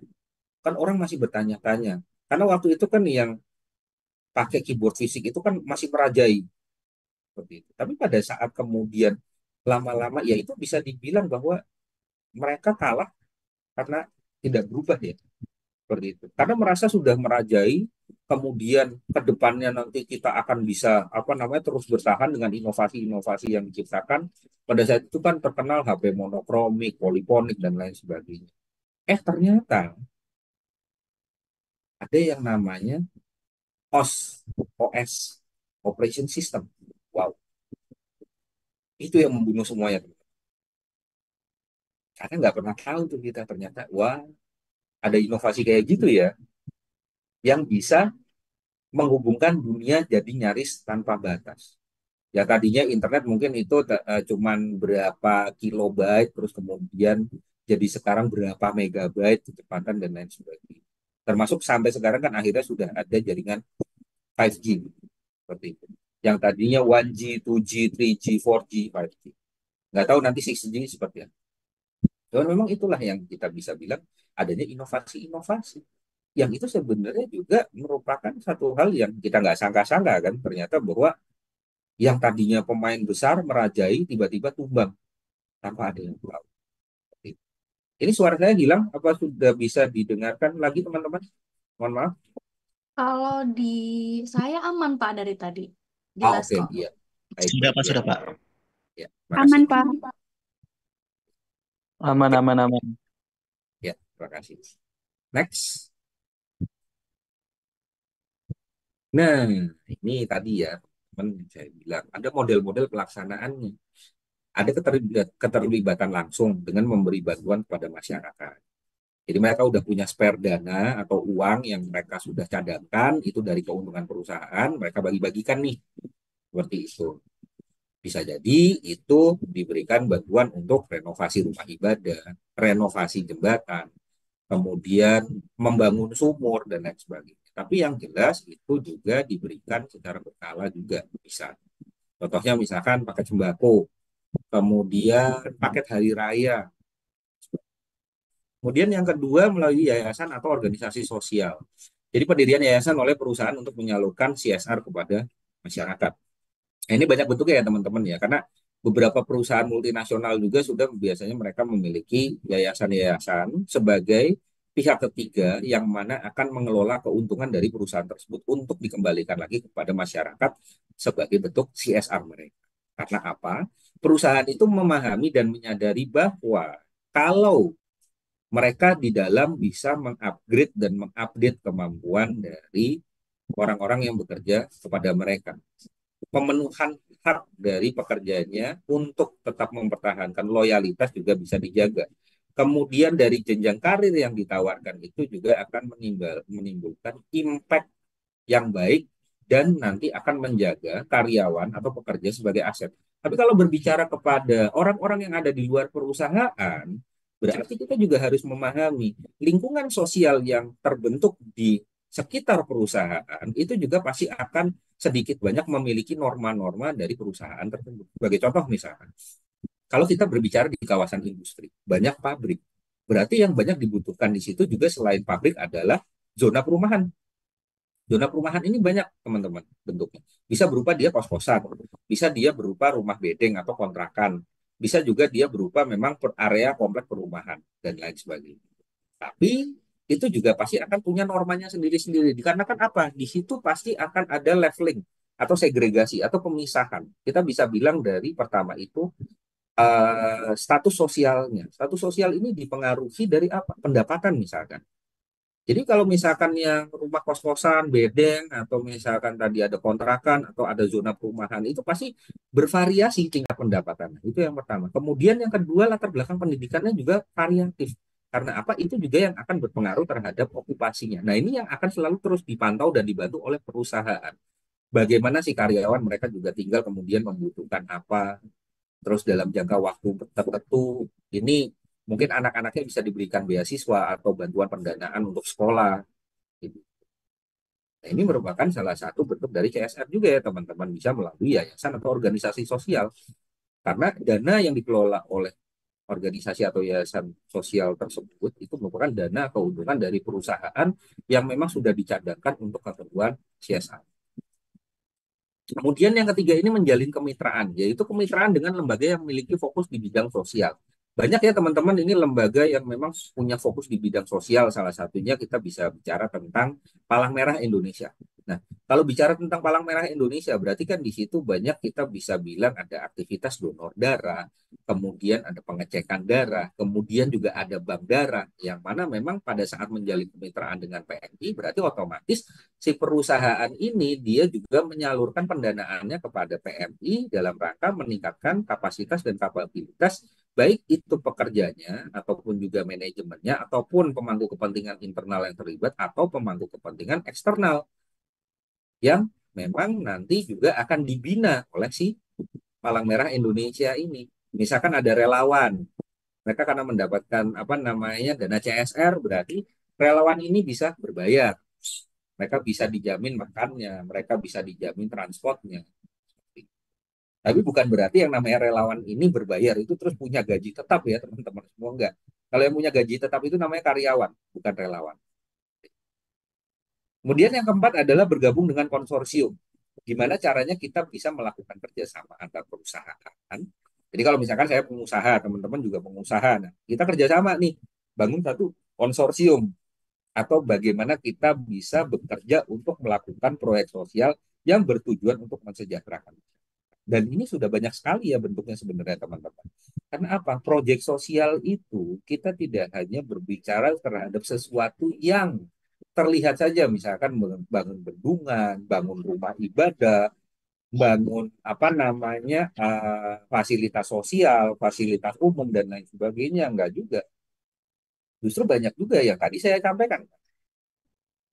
Ada konsorsium nih dari toko hijau dan apa namanya ojek hijau ya, dia terkenal. Itu kan juga sebenarnya satu proyek sosial yang memang kita bisa lihat bahwa oh dengan mereka melakukan satu konsorsium ini selain mereka expand bisnis, kemudian menambah modal dengan cara IPO, initial public offering, ada sahamnya yang walaupun ya akhirnya anjlok juga ya teman-teman. Tapi di situ kan sebenarnya ada satu proyek sosial di mana mereka berusaha untuk menggabungkan pola kemitraan dari si ojek hijau ini dengan e-commerce. Ini menjadi satu apa namanya ibaratnya usaha baru yang misinya sebagai proyek sosial juga untuk meningkatkan kapabilitas dan kapasitas mitra. Itu kalau mau kita lihat ya, kita analisis terlepas dari memang ya sahamnya akhirnya hancur-hancuran juga. Tapi itu satu proyek sosial sebenarnya teman-teman. Karena apa? Dengan pola kemitraan nih, kalau misalkan kita bicara ya dengan apa namanya seluruh transportasi online, itu kan sebenarnya tidak menguntungkan kalau kita bicara mitra. Karena apa? Mereka nggak punya status. Nah, lain halnya kalau misalkan kita bicara tentang yang namanya karyawan. Karena kalau dalam aturan kerja itu yang diatur dalam undang-undang dan juga beberapa turunan gitu. Kalau kita bicara tentang antara pekerja dan pemberi kerja, itu harus ada perikatan. Perikatan yang dimaksud di sini adalah adanya perjanjian kerja. Nah, perjanjian kerja ini mengatur hak yang diterima oleh si pekerja apa, kemudian kewajiban yang diberikan oleh si pemberi kerja itu apa. Dan itu disepakati bersama. Karena sudah ada kesepakatan, akhirnya terjadilah di situ hal-hal yang transaksional. Contoh misalkan, transaksional ini dalam artian bukan berarti kita hanya berbicara secara finansial saja ya. Tapi pada saat misalkan kita bekerja di satu kantor, otomatis berarti kita juga berhak untuk mendapatkan fasilitas di kantor itu. Misalkan kita disediakan PC untuk mendukung pekerjaan kita, printer, kemudian akses internet, kemudian juga misalkan ada hal-hal lainnya, kursi dan meja kerja. Nah, itu kan termasuk juga hak yang harus diberikan. Tidak hanya secara maaf, tidak hanya secara kita menerima apa yang menjadi hak kita secara finansial, baik itu di akhir atau di awal bulan, tapi hak fasilitas untuk mendukung pekerjaan juga harus kita dapatkan. Dan kewajiban perusahaan adalah bagaimana dia bisa menyediakan dan juga memelihara fasilitas dan juga moral dari si pekerja ini. Karena misalkan ternyata kita kursinya udah apa namanya ibaratnya agak goyang nih, kan berbahaya juga. Dan secara ergonomis kerja kita juga akan nggak nyaman. Bisa menimbulkan resiko keselamatan dan kesehatan kerja. Terus kemudian kalau misalkan kita yang kerja di pabrik ya, sebagai contoh, polusi polusi udara, kebisingan, itu kan ada tingkatan maksimalnya berapa desibel. Nah, itu kan juga akan bisa menimbulkan penyakit ke depannya dan secara K3 itu tidak akan menjadi satu hal yang baik. Karena apa? Itu nanti dalam jangka panjang akan merusak kesehatan pekerja. Kemudian misalkan kita bicara lagi tentang bagaimana masalah penerangannya saat bekerja. Karena misalkan ada di industri-industri tekstil ini, kalau garment lah kita contohkan ya, pada saat orang jahit, berarti kan dia harus mendapatkan penerangan yang katakan untuk ukuran lampu itu kan namanya lumens ya teman-teman. Lumensnya berapa? Seperti itu. Nah, inilah juga yang harus dipikirkan sebenarnya. Karena apa? Dari apa yang menjadi kewajiban yang diberikan oleh pemberi kerja kepada pekerja, dan kemudian mendapatkan haknya dan juga secara resiprokal kewajiban pekerja memberikan daya dan upaya untuk menghasilkan satu produk atau jasa kepada si pemberi kerja, ini yang otomatis nanti akan menghasilkan satu keuntungan, baik itu secara finansial ataupun non finansial, yang mana digunakan untuk mensupport CSR ini. Next. Nah, ini ada jenisnya ya teman-teman. Tadi yang saya sampaikan, saya ceritakan e-commerce, kemudian ada juga hal-hal yang terkait dengan perusahaan-perusahaan multinasional ataupun perusahaan nasional. Sini ada 8 teman-teman. Yang pertama adalah cost promotion sebagai media promosi perusahaan. Wajar dong ngasih CSR. Kan pengen dipromosiin. Perusahaannya pengen brandingnya lebih meningkat lagi. Karena apa? Secara sosial gue udah menjalankan nih kewajibannya. Seperti itu. Karena kita tahu, oh perusahaan ini dia punya produk baru misalkan di branding, udah nih lempar, kasih dulu, uji cobain sebagai bentuk siasat. Bisa juga. Kenapa enggak? Atau produk baru itu kan kita juga harus tahu antara nanti akan mendapatkan market baru atau kalau perlu kita ciptain market buat produk itu. Karena pastinya produk yang sejenis itu sudah ada. Dalam bisnis konsepnya itu cuma tiga, teman-teman. Amati, tiru, modifikasi. Dan itu yang dilakukan oleh Cina Daratan sampai dengan saat ini. Dimulai dari tahun 89 oleh pemimpin tertinggi. Dibilang bahwa saya nggak peduli kucing itu warnanya hitam atau putih, yang penting bisa nangkap tikus. Prinsip dasarnya. Karena apa? Persaingan bisnis itu kejam, teman-teman. Sama dengan perang. Marketing intelligence ada. Kemudian ada teknologi intelligence ada. Kemudian kita bisa bilang financial intelligence di situ ada. Macam-macam. Dan kita harus bisa memproyeksikan sebenarnya bukan hanya pertumbuhan bisnis kita, tapi faktor utama nanti yang bisa menjadi penyebab kegagalan kita berbisnis atau berusaha itu apa? Harus kita proyeksikan.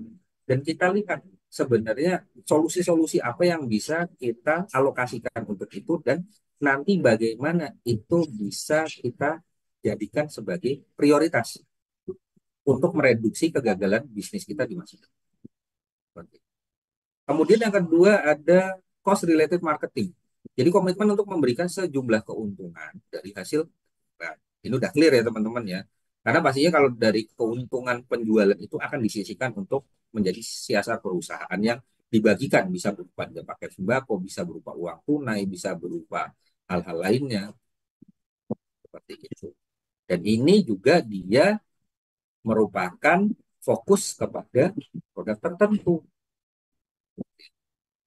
Jadi kalau misalkan ternyata ada produk yang menjadi ujung tombak perusahaan itu dia untungnya paling besar untuk mensubsidi hasil-hasil dari produk lainnya yang memang tidak memberikan keuntungan sebesar produk itu. Nah itulah yang disisihkan untuk menjadi CSR dari perusahaan. Kemudian yang ketiga adalah corporate societal marketing, yaitu kampanye untuk mendukung perubahan masyarakat ke arah yang lebih baik.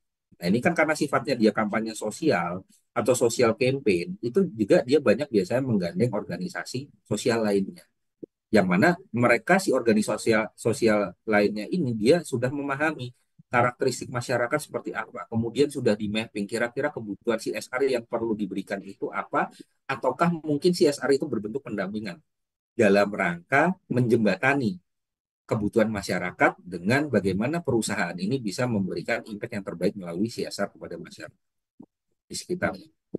Kemudian yang keempat adalah corporate philanthropy, yaitu kontribusi secara langsung dengan mencairkan dana perusahaan. Jadi ada dana biasanya perusahaan itu kalau bisa dibilang pada saat COVID kemarin ya teman-teman, mereka punya dana darurat itu hanya cukup untuk bertahan selama maksimal itu 6 bulan. Itu untuk multinational company. Kalau untuk national company paling lama itu 3 bulan. Setelah itu kolaps. Nah, seperti itu. Nah, ini juga merupakan satu dana darurat sebenarnya yang dicairkan.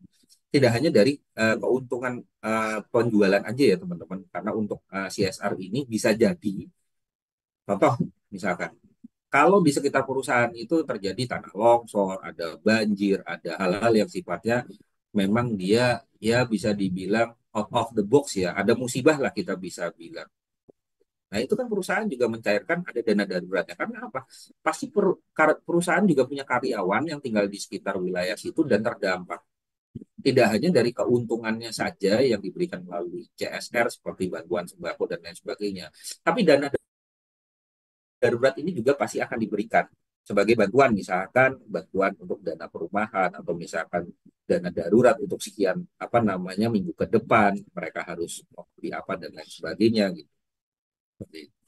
Kemudian ada community volunteering, layanan atau jasa yang disediakan secara gratis pada masyarakat. Nah, ini juga sifatnya sudah banyak sekali ya teman-teman. Misalkan kita datang ke satu seminar atau satu conference, kemudian di situ ada booth dari perusahaan, itu bentuk dari CSR juga. Walaupun ya pasti akan promosi juga. Oh, perusahaan saya ikut mendanai seminar ini, conference ini dikarenakan memang sesuai dengan visi misi perusahaan saya, bla bla bla bla bla seperti itu. Nah, itu bentuk dari community volunteering.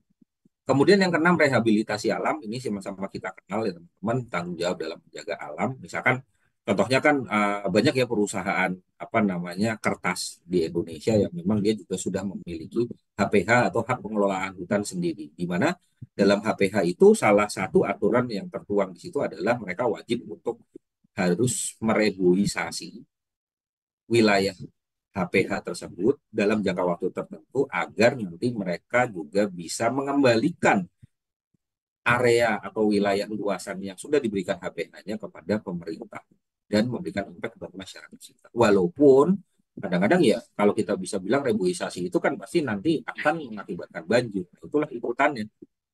Kalau nggak diadakan reboisasi ya pada saat ada pengumpulan hutan. Dan yang ketujuh, pengelolaan limbah yang berwawasan lingkungan, yaitu pemilahan limbah untuk meminimalkan potensi kerusakan lingkungan. Limbah organik, limbah non-organik, limbah B3, kemudian apa namanya limbah yang bisa diolah kembali, memberikan nilai tambah dari limbah itu. Mungkin bisa jadi pupuk, mungkin dia bisa dari perca itu dia bisa jadi satu kerajinan baru. Mungkin dari apa namanya sampah plastik itu bisa menjadi bahan bakar untuk insinerator atau pembakar sampah. Bahkan plastik juga bisa dijadikan aspal dengan. Nah, itu kan pengelolaan limbah yang berwawasan. Kemudian yang terakhir adalah penggunaan sumber energi terbarukan untuk melestarikan sumber energi fosil. Walaupun yang kita tahu sekarang ya teman-teman bahwa sumber energi fosil ini kan memang sudah sangat berkurang banyak sekali dan untuk regenerasi itu dalam durasi waktu yang amat sangat lama sekali. Jadi memang sekarang sudah mulai banyak penggunaan sumber energi terbarukan yang juga digunakan tidak hanya oleh perusahaan, tapi secara persona individu-individu yang memiliki tempat tinggal ataupun juga apa namanya menggunakan kendaraan bermotor elektrik juga sudah menggunakan energi terbarukan. Next.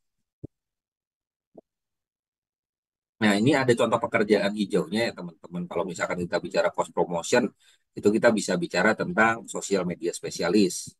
Bisa kerja di situ tuh. Terus kemudian cost related marketing, kita bicara tentang digital marketer. Kemudian corporate societal marketing itu ada human relation analyst. Kemudian ada corporate philanthropy, di situ ada social development specialist. Kemudian community volunteering, di situ ada community service officer. Bisa tuh kerja di situ. Karena dia kan harus membangun hubungan ya dengan komunitas. Bagaimana caranya dia mengenali karakteristik dan juga apa namanya negasi sosial yang terjadi di masyarakat. Karena apa? Ini penting sekali ya teman-teman. Kalau kita berbicara tentang negasi sosial itu kadang-kadang kita sudah menepikan norma yang berlaku. Sebagai contoh, banyak yang terjadi sekarang itu adalah membenarkan yang biasa ketimbang membiasakan yang benar. Nah, ini mohon maaf karena mungkin kalau teman-teman ingat, saya kan pembaca X, sering melihat Twitter. Ya, saya agak sedikit apa ya bisa dibilang miris juga ya karena saya punya anak tiga itu yang pertama perempuan, yang kedua laki-laki, yang ketiga perempuan. Kok sekarang banyak memang yang apa namanya ibaratnya sudah banyak melanggar norma, melakukan hal-hal yang kurang baik. Nah, ini dibilang salah kaprah. Ya benar banget. Nah, itu lagi kembali yang tadi saya soroti ya. Kita ini bukannya membiasakan yang benar, tapi membenarkan yang biasa. Akhirnya apa? Itulah yang sekarang dianggap sebagai norma di dalam masyarakat. Nah, ini yang dinamakan sebagai bentuk negasi sosial, di mana ada hal-hal yang tadinya memang menjadi satu norma yang sudah ditetapkan berdasarkan kesepakatan masyarakat bahwa ada hal-hal yang sifatnya secara sosial itu mengganggu atau disturbance, tapi ternyata sekarang diterapkan dan itu tidak diberikan sanksi sosial yang tepat atau memadai karena itu sudah dianggap sebagai hal yang biasa. Kemudian di sini kita bicara tentang rehabilitasi alam ini, di sini bisa kita bilang ada researcher for biodiversity. Kemudian yang ketujuh untuk pengelolaan limbah yang berwawasan lingkungan, kita bisa bicara ada posisi untuk wastewater treatment technician.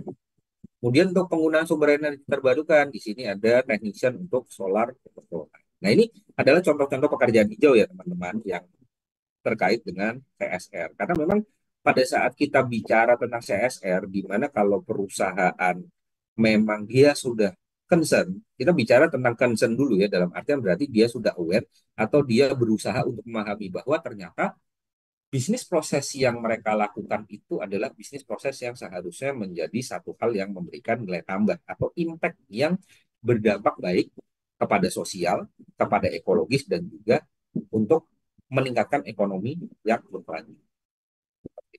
Next. Nah, ini sekarang kita sampai kepada ESG. Cuman memang ini sedikit lebih advance ya teman-teman, dan juga terus terang juga ini satu istilah yang dalam 2 tahun belakangan ini mulai banyak juga menjadi satu prioritas untuk perusahaan-perusahaan multinasional. Dan ini juga sedikit banyak sedang kami pelajari juga ESG ini, apalagi terkait bagaimana kalau kita bisa menerapkan di dalam usaha mikro kecil dan menengah. Karena ini menjadi satu tantangan juga teman-teman. Utamanya apa? Sebagai contoh, sekarang ini kan BKPM sudah berjalan 2 tahun ya, kalau saya tidak salah. Mungkin bisa dikoreksi kalau saya salah. Itu menerbitkan aturan di mana kita boleh memiliki satu perusahaan terbatas atas nama perorangan. Jadi saya misalkan bisa bikin PT sendiri. Nanti akan begitu kita daftar di aplikasinya BKPM dalam jangka waktu tertentu akan keluar setelah semua persyaratan dilengkapi dan disetujui, keluarlah NIB atau nomor induk berusaha. Nah, nomor induk berusaha ini kan merupakan satu hal yang menjadi identitas kita pada saat berusaha. Kalau kita bicara tentang environment-nya, apapun jenis bisnis kita, apapun pekerjaan yang kita lakukan, itu pasti akan berdampak kepada environment. Paling gampang adalah contohnya sekarang kita sedang meeting online ini, penggunaan energi pasti boros. Karena apa? Contoh saya sendiri deh. Ini saya kan pakai laptop. Daripada laptop saya tiba-tiba mati mendadak, karena saya nggak tahu nih baterai saya apa namanya ternyata udah mulai nge-lag ya, udah kayaknya udah bocor nih. Ya mau nggak mau saya harus colok nih adaptor saya daripada tiba-tiba mati. Itu kan sebenarnya juga satu pemborosan energi ya. Mendingan pada saat udah mau mati baru saya colok. Tapi kan nggak efisien juga secara waktu buat saya. Ngapain saya terus tiba-tiba colok, colok, colok, colok. Mendingan dari awal aja saya colok. Tapi apa? Di jam-jam sekarang ini peningkatan konsumsi energi ini sangat tinggi. Seperti itu. Nah ini yang kita bisa lihat, oh iya ya benar juga ya. Karena apa? Pada saat malam hari mayoritas rumah tangga semua menyalakan lampu. Yang pertama. Yang kedua, mayoritas rumah tangga itu apabila dia punya mesin cuci, kebanyakan dia nyuci. Kan baru pulang kantor nih. Baru pulang dari mana apa segala macam, semua cucian mungkin dikumpulin nih. 2 hari sekali nyuci gitu. Ya bisa aja ada yang kayak gitu. Ada juga yang sehari sekali nyuci. Karena dalam misalkan satu rumah tangga itu populasinya banyak, bisa 5 sampai 6 orang. Ini kan ya namanya di malam hari itu pasti peak of energy consumption itu akan high. Kan sangat tinggi sebenarnya. Kemudian secara sosial impact-nya. Kalau misalkan saya punya perusahaan tadi dan lain sebagainya. Oke, secara sosial. Mungkin kalau misalkan saya ngomong nih ya, atau saya sedang ngasih penjelasan sama teman-teman semua, tapi saya tidak ada di ruangan tertutup. Sementara di rumah ini kan banyak orang. Pasti akan ada yang merasa terganggu kan. Dan mungkin merasa tidak nyaman. Kok si Ajen teriak-teriak ya, penyampaian dan lain sebagainya. Oleh karenanya saya harus masuk ke dalam satu ruangan khusus tertutup yang tidak mengganggu orang-orang di mana mereka juga mungkin punya kesibukan yang masing. Tata kelolanya, good governance-nya adalah ya saya juga harus bisa mengelola, mengatur waktu pada saat saya menyampaikan materi, kemudian bagaimana saya bisa melakukan kelas manajemen apabila misalkan ternyata ada technical problem, apa yang harus saya lakukan sebagai opsi nanti apabila ternyata saya harus menyampaikan lewat media yang lain dan lain sebagainya. Apakah saya harus punya gadget cadangan dan lain sebagainya. Jadi itulah semua yang terkait dengan ESG yang bisa kita analisis untuk misalkan minimal diri kita sendiri apabila kita memiliki usaha. Next.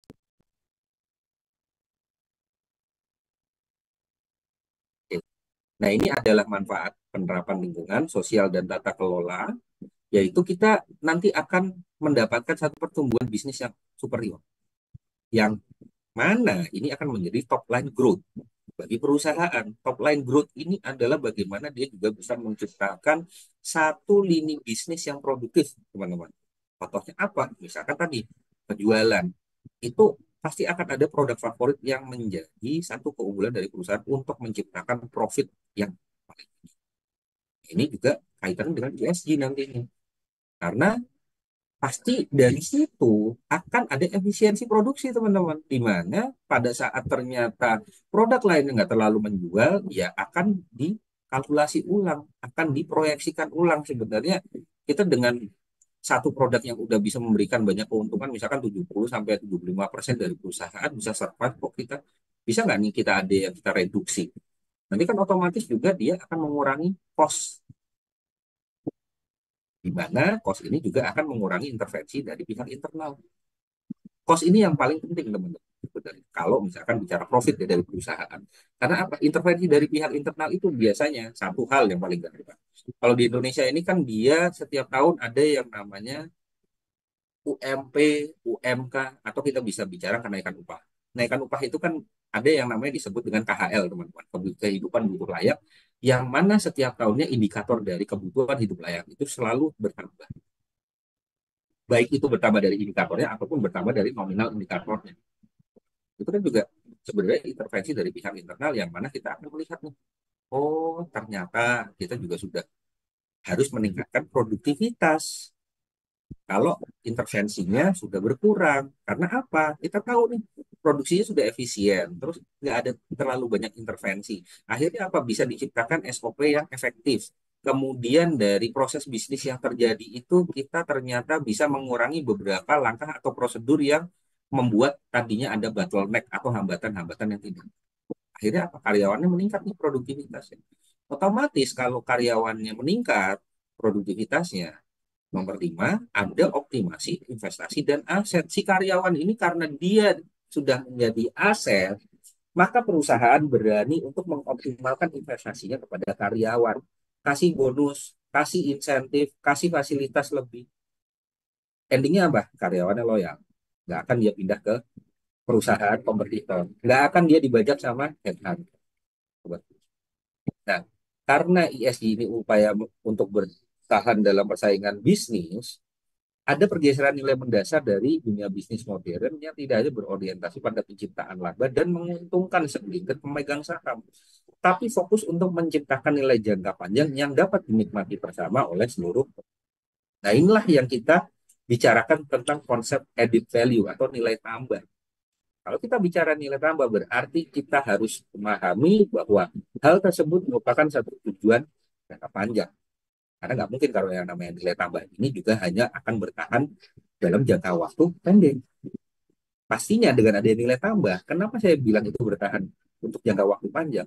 Di dalamnya akan selalu ada peluang perbaikan terus. Misalkan kita bicara tadi yang antara ojek online hijau sama apa namanya toko hijau ya.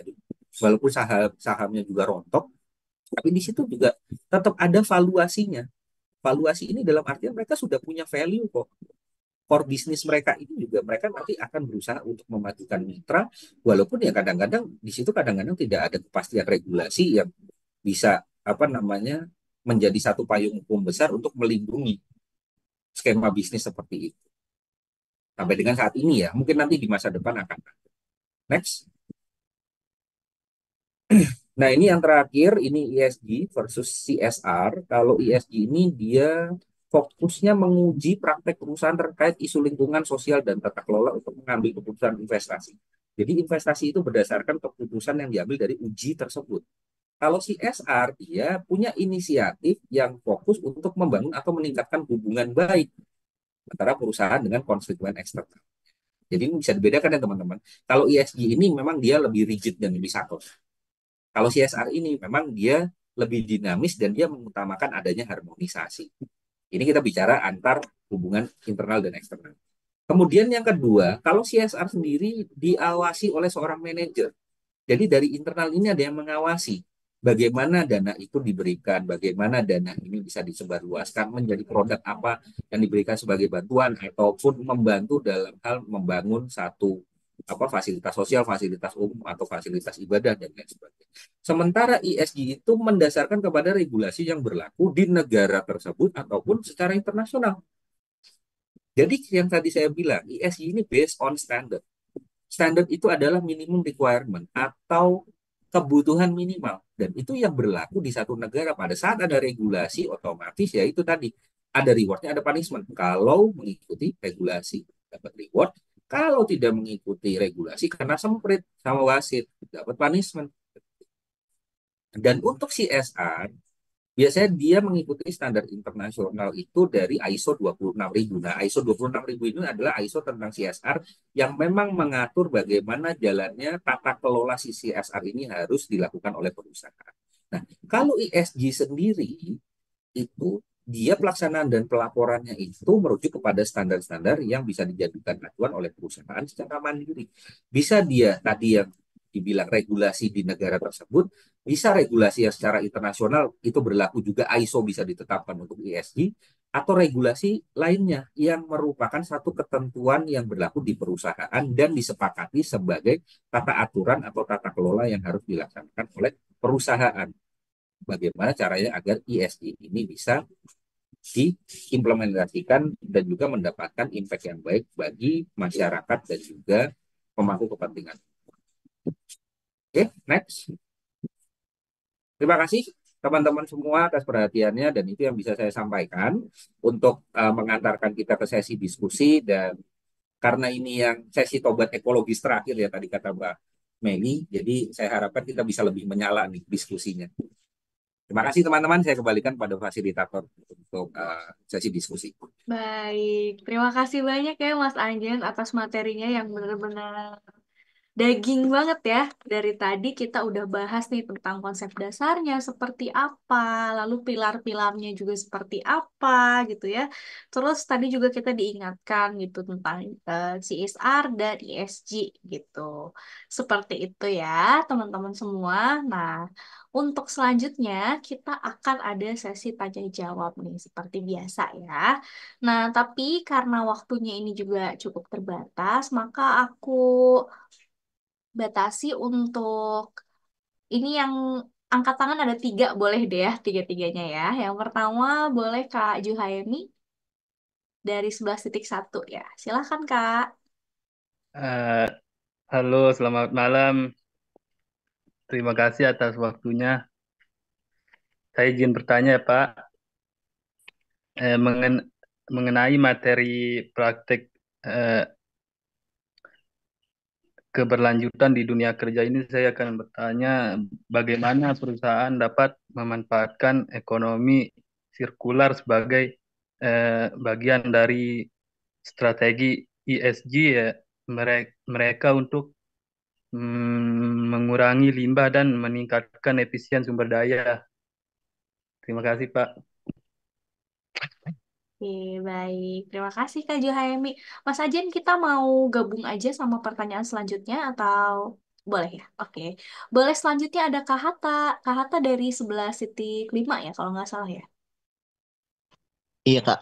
Oke. Artinya, Monggo Kak, silahkan. iya terima kasih untuk Kak Ajen telah memberikan materi.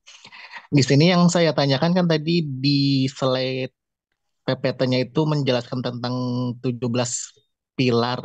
Nah, pertanyaan saya di era Grand Job ini 17 pilar mana yang sudah berjalan Pak sama misalkan kalau misalnya udah berjalan itu kira-kira ada kendala nggak Pak di pilar itu. Nah, terus kan kalau menurut saya kalau misalnya ada kendala, cara ngatasinnya bagaimana supaya pilar itu tetap berjalan terus sama tetap ada gitu Pak. Karena kan sayang juga kalau udah dirancang, udah dibangun tapi tidak dikembangin gitu Pak.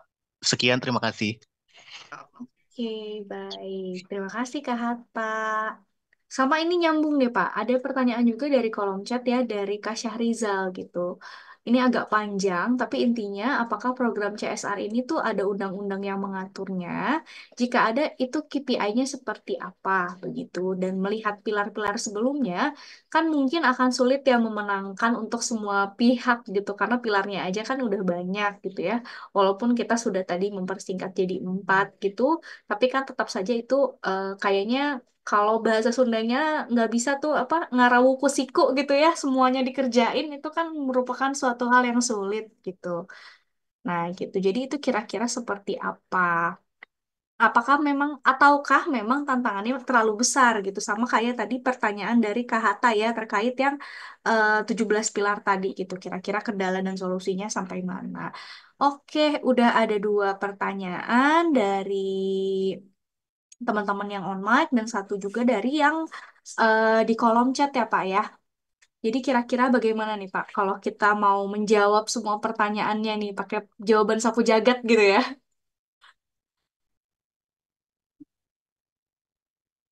Siap. Terima kasih Mbak Meli dan juga tadi pertanyaan dari Mas Juhemi, Mas Hatta, dan satu lagi tadi yang di chat itu Mas Syahrizal ya. Oke, Betul. baik.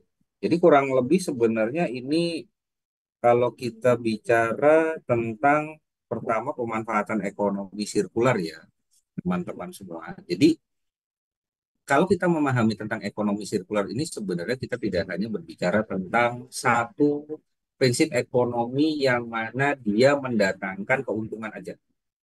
Tapi yang sebagaimana selalu saya sampaikan, di situ ada added value-nya. Nah, added value ini bagaimana circular ekonomi ini memberikan nilai tambah terhadap limbah yang dihasilkan. Jadi muaranya adalah si limbah ini nanti tetap masih bisa diputar lagi untuk menghasilkan keuntungan. Nah, keuntungan ini kan tidak hanya secara finansial saja kita berbicara, tapi yang non finansial imbasnya adalah bagaimana limbah tersebut tidak akan banyak berperan untuk merusak lingkungan. Nah, itulah fungsi dari ekonomi sirkular tadi. Karena kalau kita bicara ekonomi sirkular di banyak negara, itu di Indonesia sendiri sebenarnya teman-teman kita sudah lakukan. Banyak juga pegiat-pegiat lingkungan ya. Kemarin juga kita sudah bahas ya bahwa adanya bank sampah, kemudian juga bagaimana kita bisa berkontribusi dalam pemanfaatan lahan kosong, menanam tanaman herbal, tanaman obat dan lain sebagainya. Itu kan sebenarnya juga impact dari kita untuk mengurangi limbah lingkungan. Kemudian juga dari sampah-sampah rumah tangga yang misalkan sampahnya organik bisa kita manfaatkan kalau ada lahan kosong yang kita tanami tanaman itu menjadi pupuk organik yang bisa kita manfaatkan untuk kesuburan tanahnya dan sebagainya. Nah, itulah yang disebut dengan ekonomi sirkular. Jadi ekonomi sirkular ini tidak hanya mendatangkan keuntungan tapi juga memberikan manfaat kepada sekitar. Kemudian pertanyaan kedua tadi terkait pilar mana di SDGs yang memang kita juga lihat ini memberikan dampak ya terhadap lingkungan, yaitu tadi yang pilar pembangunan lingkungan ya Mas Hatta. Jadi pada saat kita mengelola sumber daya alam dan lingkungannya ini, memang pastinya akan ada impact atau pengaruh yang tidak bisa juga kita tahan-tahan. Karena apa? Pada saat mengelola sumber daya alam yang ada, itu kita juga harus memahami dampak ekologisnya apa. Contoh misalkan, dulu yang terkenal itu di Antartika kan perburuan paus ya, teman-teman, kalau tidak salah. Perburuan paus itu akhirnya dianggap ilegal dan dilarang. Padahal itu merupakan salah satu tradisi dari suku Inuit di sana. Di mana pada saat musim tertentu mereka memang memburu paus yang sudah merupakan adat istiadat mereka. Padahal sebenarnya perburuan paus ini juga tidak harus dilarang apabila memang jumlah paus yang diburu itu juga kita ketahui berapa banyak, dan suku Inuit ini memang mereka hanya berburu paus itu hanya di musim tertentu saja, tidak setiap saat. Nah, ini yang disebut dengan dampak ikutan ya. Maksudnya kita berbicara pembangunan berkelanjutan, utamanya di pilar lingkungan, itu dampak ekologis harus kita hitung. Ada keseimbangan di situ. Makanya akhirnya perburuan paus itu sekarang ilegal dan dilarang. Padahal awalnya itu merupakan satu ibaratnya status sosial dan juga rangkaian acara adat buat suku Inuit itu untuk berburu paus. Seperti itulah. kurang lebihnya. Jadi pada saat kita berbicara tentang pilar lingkungan di dalam SDGs ini ya, semua pilar yang tadi jumlahnya ada 6 di dalam pilar pembangunan lingkungan ini untuk air bersih dan sanitasi layak, kota dan perencanaan yang berkelanjutan, konsumsi dan produksi yang bertanggung jawab, penanganan perubahan iklim, kemudian ekosistem lautan dan ekosistem daratan. Jadi kita juga harus memahami bahwa yang namanya resources, utamanya natural resources, ini kembali lagi kepada kita sebagai manusia yang bisa mengendalikan. Akan sampai sejauh mana ekosistem yang kita bangun dan kita jaga itu kita rawat sebaik-baiknya agar kita yang hidup di masa kini tidak mewariskan sesuatu hal yang sudah rusak kepada generasi di masa depan. Kemudian ini pertanyaan terakhir dari Mas Syahrizal tadi terkait dengan CSR ya, aturannya itu apa. Nah ini udah dibantu juga nih sama Mas Alex. Jadi benar banget ini yang dijawab Mas Alex bahwa ada PP nomor 47 tahun 2012 berisi penjelasan pelaksanaan CSR. Dan CSR sendiri itu diatur melalui Undang-Undang nomor 40 tahun 2007. Nah, ini sedikit saya tambahkan ya penjelasan dari Mas Alex itu. Dan juga tadi ada satu hal yang menggelitik saya dari pertanyaan Mas Syahrizal bahwa Pak Dam, impact-nya ini sosial sebenarnya pemerintah ini nggak pernah perhatian gitu. Saya bisa bilang iya. Kenapa? Karena gini, saya pernah baca perda yang mengatur tentang CSR yang paling bagus itu ada di Kalimantan Timur. Teman-teman tahu Kalimantan Timur itu penghasil apa? Batu bara ya, yang kualitasnya paling bagus di Indonesia. Dan dulu di zaman Bupati Kutai Kartanegara itu yang bisa dibilang ya apa ya, turun temurun lah saya bisa bilang, walaupun dalam proses demokrasi ya juga ada pemilihannya gitu. Tapi itu kan turun temurun juga bisa dibilang. Nah, itu memang ternyata beliau berdua ini adalah orang-orang yang visioner yang melihat bahwa keuntungan dari penjualan batu bara itu seharusnya dimanfaatkan untuk kepentingan rakyat. Akhirnya disusunlah satu perda terkait dengan CSR di mana hasil dari penjualan batu bara itu dimanfaatkan seluas-luasnya untuk kepentingan bersama bagi rakyat. Dan akhirnya apa? Kutai Kartanegara merupakan salah satu kabupaten kota yang paling maju pada saat dan bisa dibilang terkaya di antara kabupaten kota lainnya. Karena apa? Pemanfaatan kembali dari dana CSR-nya dan juga manajemen atau pengelolaan yang tepat dari people-nya. Pimpinannya dia punya visi. Masyarakatnya juga dia dibangun dengan kekayaan kultural yang baik. Kemudian kekayaan alamnya mendukung untuk menggelontorkan dana yang bisa dikembalikan. Seharusnya kalau kita bisa bilang Freeport pun di Papua itu puluhan tahun dengan konsesi yang sudah diberikan bisa juga berlaku seperti itu. Tapi kembali lagi, seperti yang selalu saya sampaikan, people, proses, produk, people, proses, policy, produk. Nah itu, kembali lagi kan, people-nya dulu nih, dia harus visioner. Prosesnya, dia sudah paham, oh ternyata di sini ada sumber daya alam atau natural resources yang bisa saya manfaatkan untuk kepentingan bersama. Kemudian, dia bikinlah policy, kebijakan yang menguntungkan baik dari produsen atau si perusahaan dan juga dia diwajibkan untuk membuat satu kondisi di mana masyarakat ini harus. Dan akhirnya apa? Keluarlah itu produk. Dari policy tadi, regulasi, produknya apa? Masyarakatnya maju, pembangunannya selangkah lebih maju, menjadi salah satu daerah yang dia terkaya di Indonesia dan lain sebagainya. Itulah kaitannya. Jadi memang dampak sosial itu benar sekali, Mas Syahrizal. Belum semua wilayah di Indonesia ini memiliki policy yang tepat ditambah dengan pemimpin yang mau berkorban untuk rakyatnya dalam menjalankan atau membuat policy yang berpihak kepada orang-orang yang memang membutuhkan. Saya tidak bilang itu oknum atau apa, tapi memang kita kembalikan lagi. Karena pastinya yang tadi saya bilang, saya sampaikan, manusia itu semua punya motif. Nah, karena semua manusia punya motif, otomatis dia juga pasti akan melakukan hal-hal yang pertama kali akan menguntungkan dia. dan juga lingkungan terdekat. Ya itu mungkin yang bisa saya sampaikan untuk menjawab pertanyaan dari teman-teman bertiga tadi. Ada Mas Syahrizal, kemudian ada Mas Juhemi dan juga Mas Hatta.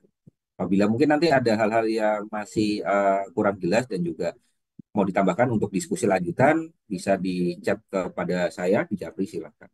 Saya kembalikan lagi kepada Mbak Meli selaku Oke. fasilitator. Baik, teman-teman mohon maaf ya karena memang waktunya terbatas. Jadi pertanyaannya kita batasi ke 3 pertanyaan terlebih dahulu ya. Nah, teman-teman seperti yang sudah disampaikan oleh Mas Ajen, kalau misalnya teman-teman masih gemes gitu ya, pengen diskusi lanjutan, boleh banget untuk menghubungi Mas Ajen ya. Kayaknya kemarin-kemarin juga sudah sempat dibagikan nomornya Mas Ajen, jadi teman-teman silahkan untuk WhatsApp aja ya. Nah, untuk selanjutnya kita akan ada sesi yang bisa bikin semangat teman-teman nih. Sesi apa nih? Ada yang inget nggak? Sesi kuis ya, teman-teman. Seperti biasa, untuk kuisnya ini akan ada 3 pertanyaan, lalu teman-teman wajib untuk raise hand terlebih dahulu. Nah, nanti em, teman-teman akan memberikan apa ya pendapatnya atau opininya teman-teman gitu, lalu nanti akan diberikan komentar ya oleh Mas Ajen gitu. Nanti juga akan ditentukan pemenangnya, seperti itu ya. Nah, kalau kemarin kan satu perempuan satu laki-laki gitu ya, jadi 2 gitu. Untuk sekarang juga boleh ya seperti itu ya. Kita batasi ke 2 ini ya apa 2 komentator gitu teman-teman. Tapi seperti kemarin juga ya boleh satu perempuan satu laki-laki seperti itu. Dan yang sudah memenangkan di minggu-minggu lalu kan kita ada tiga series ya teman-teman gitu. Nah yang sudah boleh sedikit mengalah dulu ya gitu biar nanti teman-teman yang lain bisa beropini gitu ya teman-teman. Nah, sebelum aku mulai, aku akan lower hand dulu ya teman-teman ya. Udah ada yang nanya nih, ayo Bang Alek katanya. Sebentar ya teman-teman, aku akan lower hand dulu ya. Teman-teman silahkan lower hand dulu ya. Oke, boleh di next kakek Mas.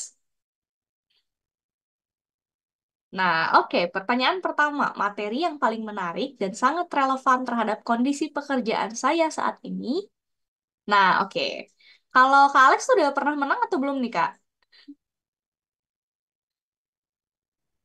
Sudah, Kak. Oh, sudah ya. Kemarin. Oke, boleh ya. Tapi Kita geser ke lagi. yang lain dulu ya, Kak ya.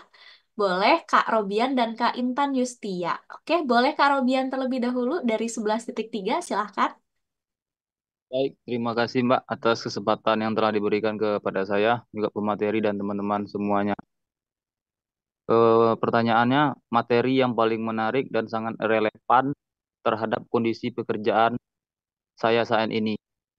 Jadi berkaitan soal materi tadi, yang cocok dalam pekerjaan yang bisa saya jalani ataupun yang bisa saya jalani seperti pekerjaan sosial yang bersifat eh, memberikan kebaikan antara pemerintah dan juga eh, masyarakat. Mungkin bisa jadi seperti pekerja sosial, Mbak. Pekerja sosial yang bisa menjembatani antara pemerintah dan masyarakat yang dibutuhkan sesuai dengan materi tadi, corporate social responsibility, yang mana saling win-win solution antara pekerja yang kita butuhkan sesuai dengan materi ini dan juga 17 pilar pembangunan berkelanjutan ini baik dari tanpa kemiskinan, tanpa kelaparan, dan yang terakhir juga sampai kemitraan mencapai tujuan dari 17 poin tadi.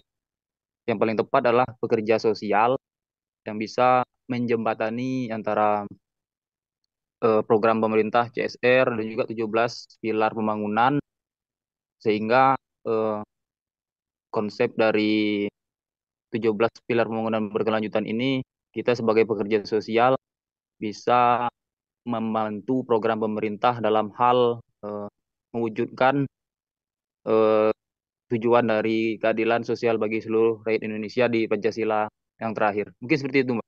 Oke, baik. Mantap sekali ya. Ditutup dengan ini apa Pancasila juga. Oke, selanjutnya boleh Kak Intan Yustia dari 11.5. Oke, Bismillahirrahmanirrahim. materi yang paling menarik dan sangat relevan terhadap kondisi pekerjaan saya saat ini merupakan digital marketing. Kenapa? Karena digital marketing ini tuh sangat cocok ya di era yang sekarang tuh 4.0, apalagi sekarang mau masuk juga ke era 5.0, dan eh, digital marketing sendiri juga ternyata tadi seperti yang disebutkan berkaitan juga dengan 17 pilar pembangunan berkelanjutan atau Sustainable Development Goals yang diadopsi oleh PBB. Kenapa digital marketing ini eh, bisa sangat relevan gitu ya?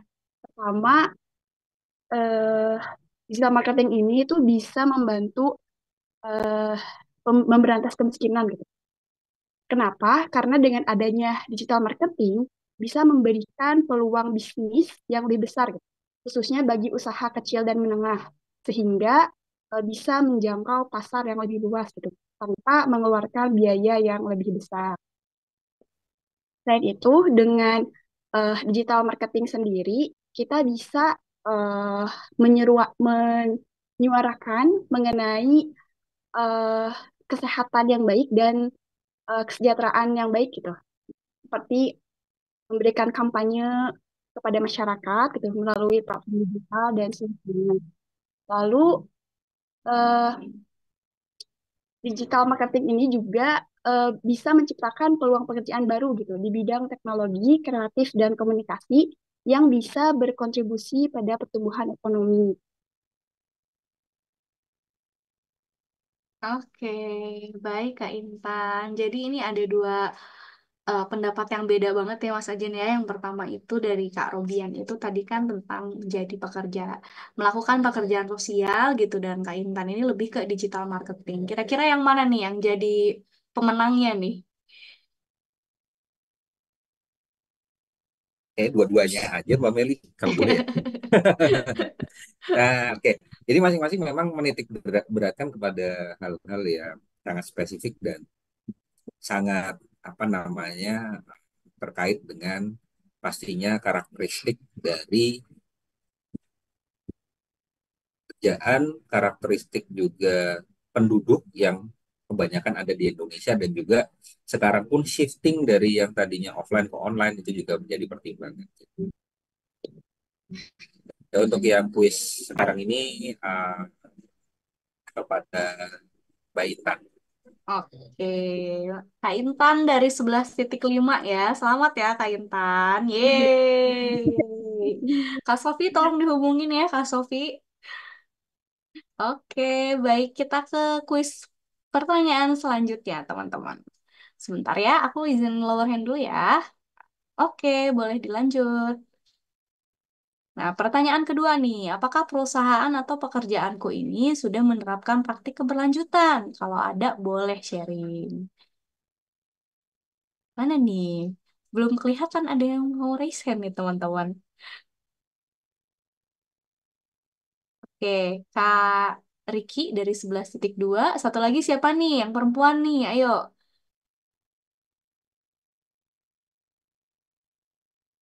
Belum ada nih? Atau calon tunggal nih? Aku tunggu ya. Aku hitung nih. 5, 4, 3, 2, 1. Nah, adanya Kak Ana nih, teman-teman. Gimana nih? Boleh apa enggak nih kalau Kak Ana nih, teman-teman? Gimana? Kak Ana udah pernah menang belum, Kak? Udah Kak minggu lalu. Oh, alah. Kalau kata Kak Hana, bolehin katanya. Ayo teman-teman 11.3 gas dong.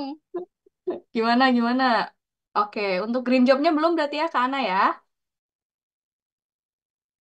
Belum Kak. Oke, kalau green jobnya belum, boleh deh, nggak apa-apa ya. Nah, tapi kita mendengar pendapat dari Kak ini dulu ya, Kak Riki Agista dari 11.2. Silakan, Kak Riki. Halo, selamat malam, Pak. Halo, selamat malam juga kakak-kakak fasilitator dan teman-teman semuanya.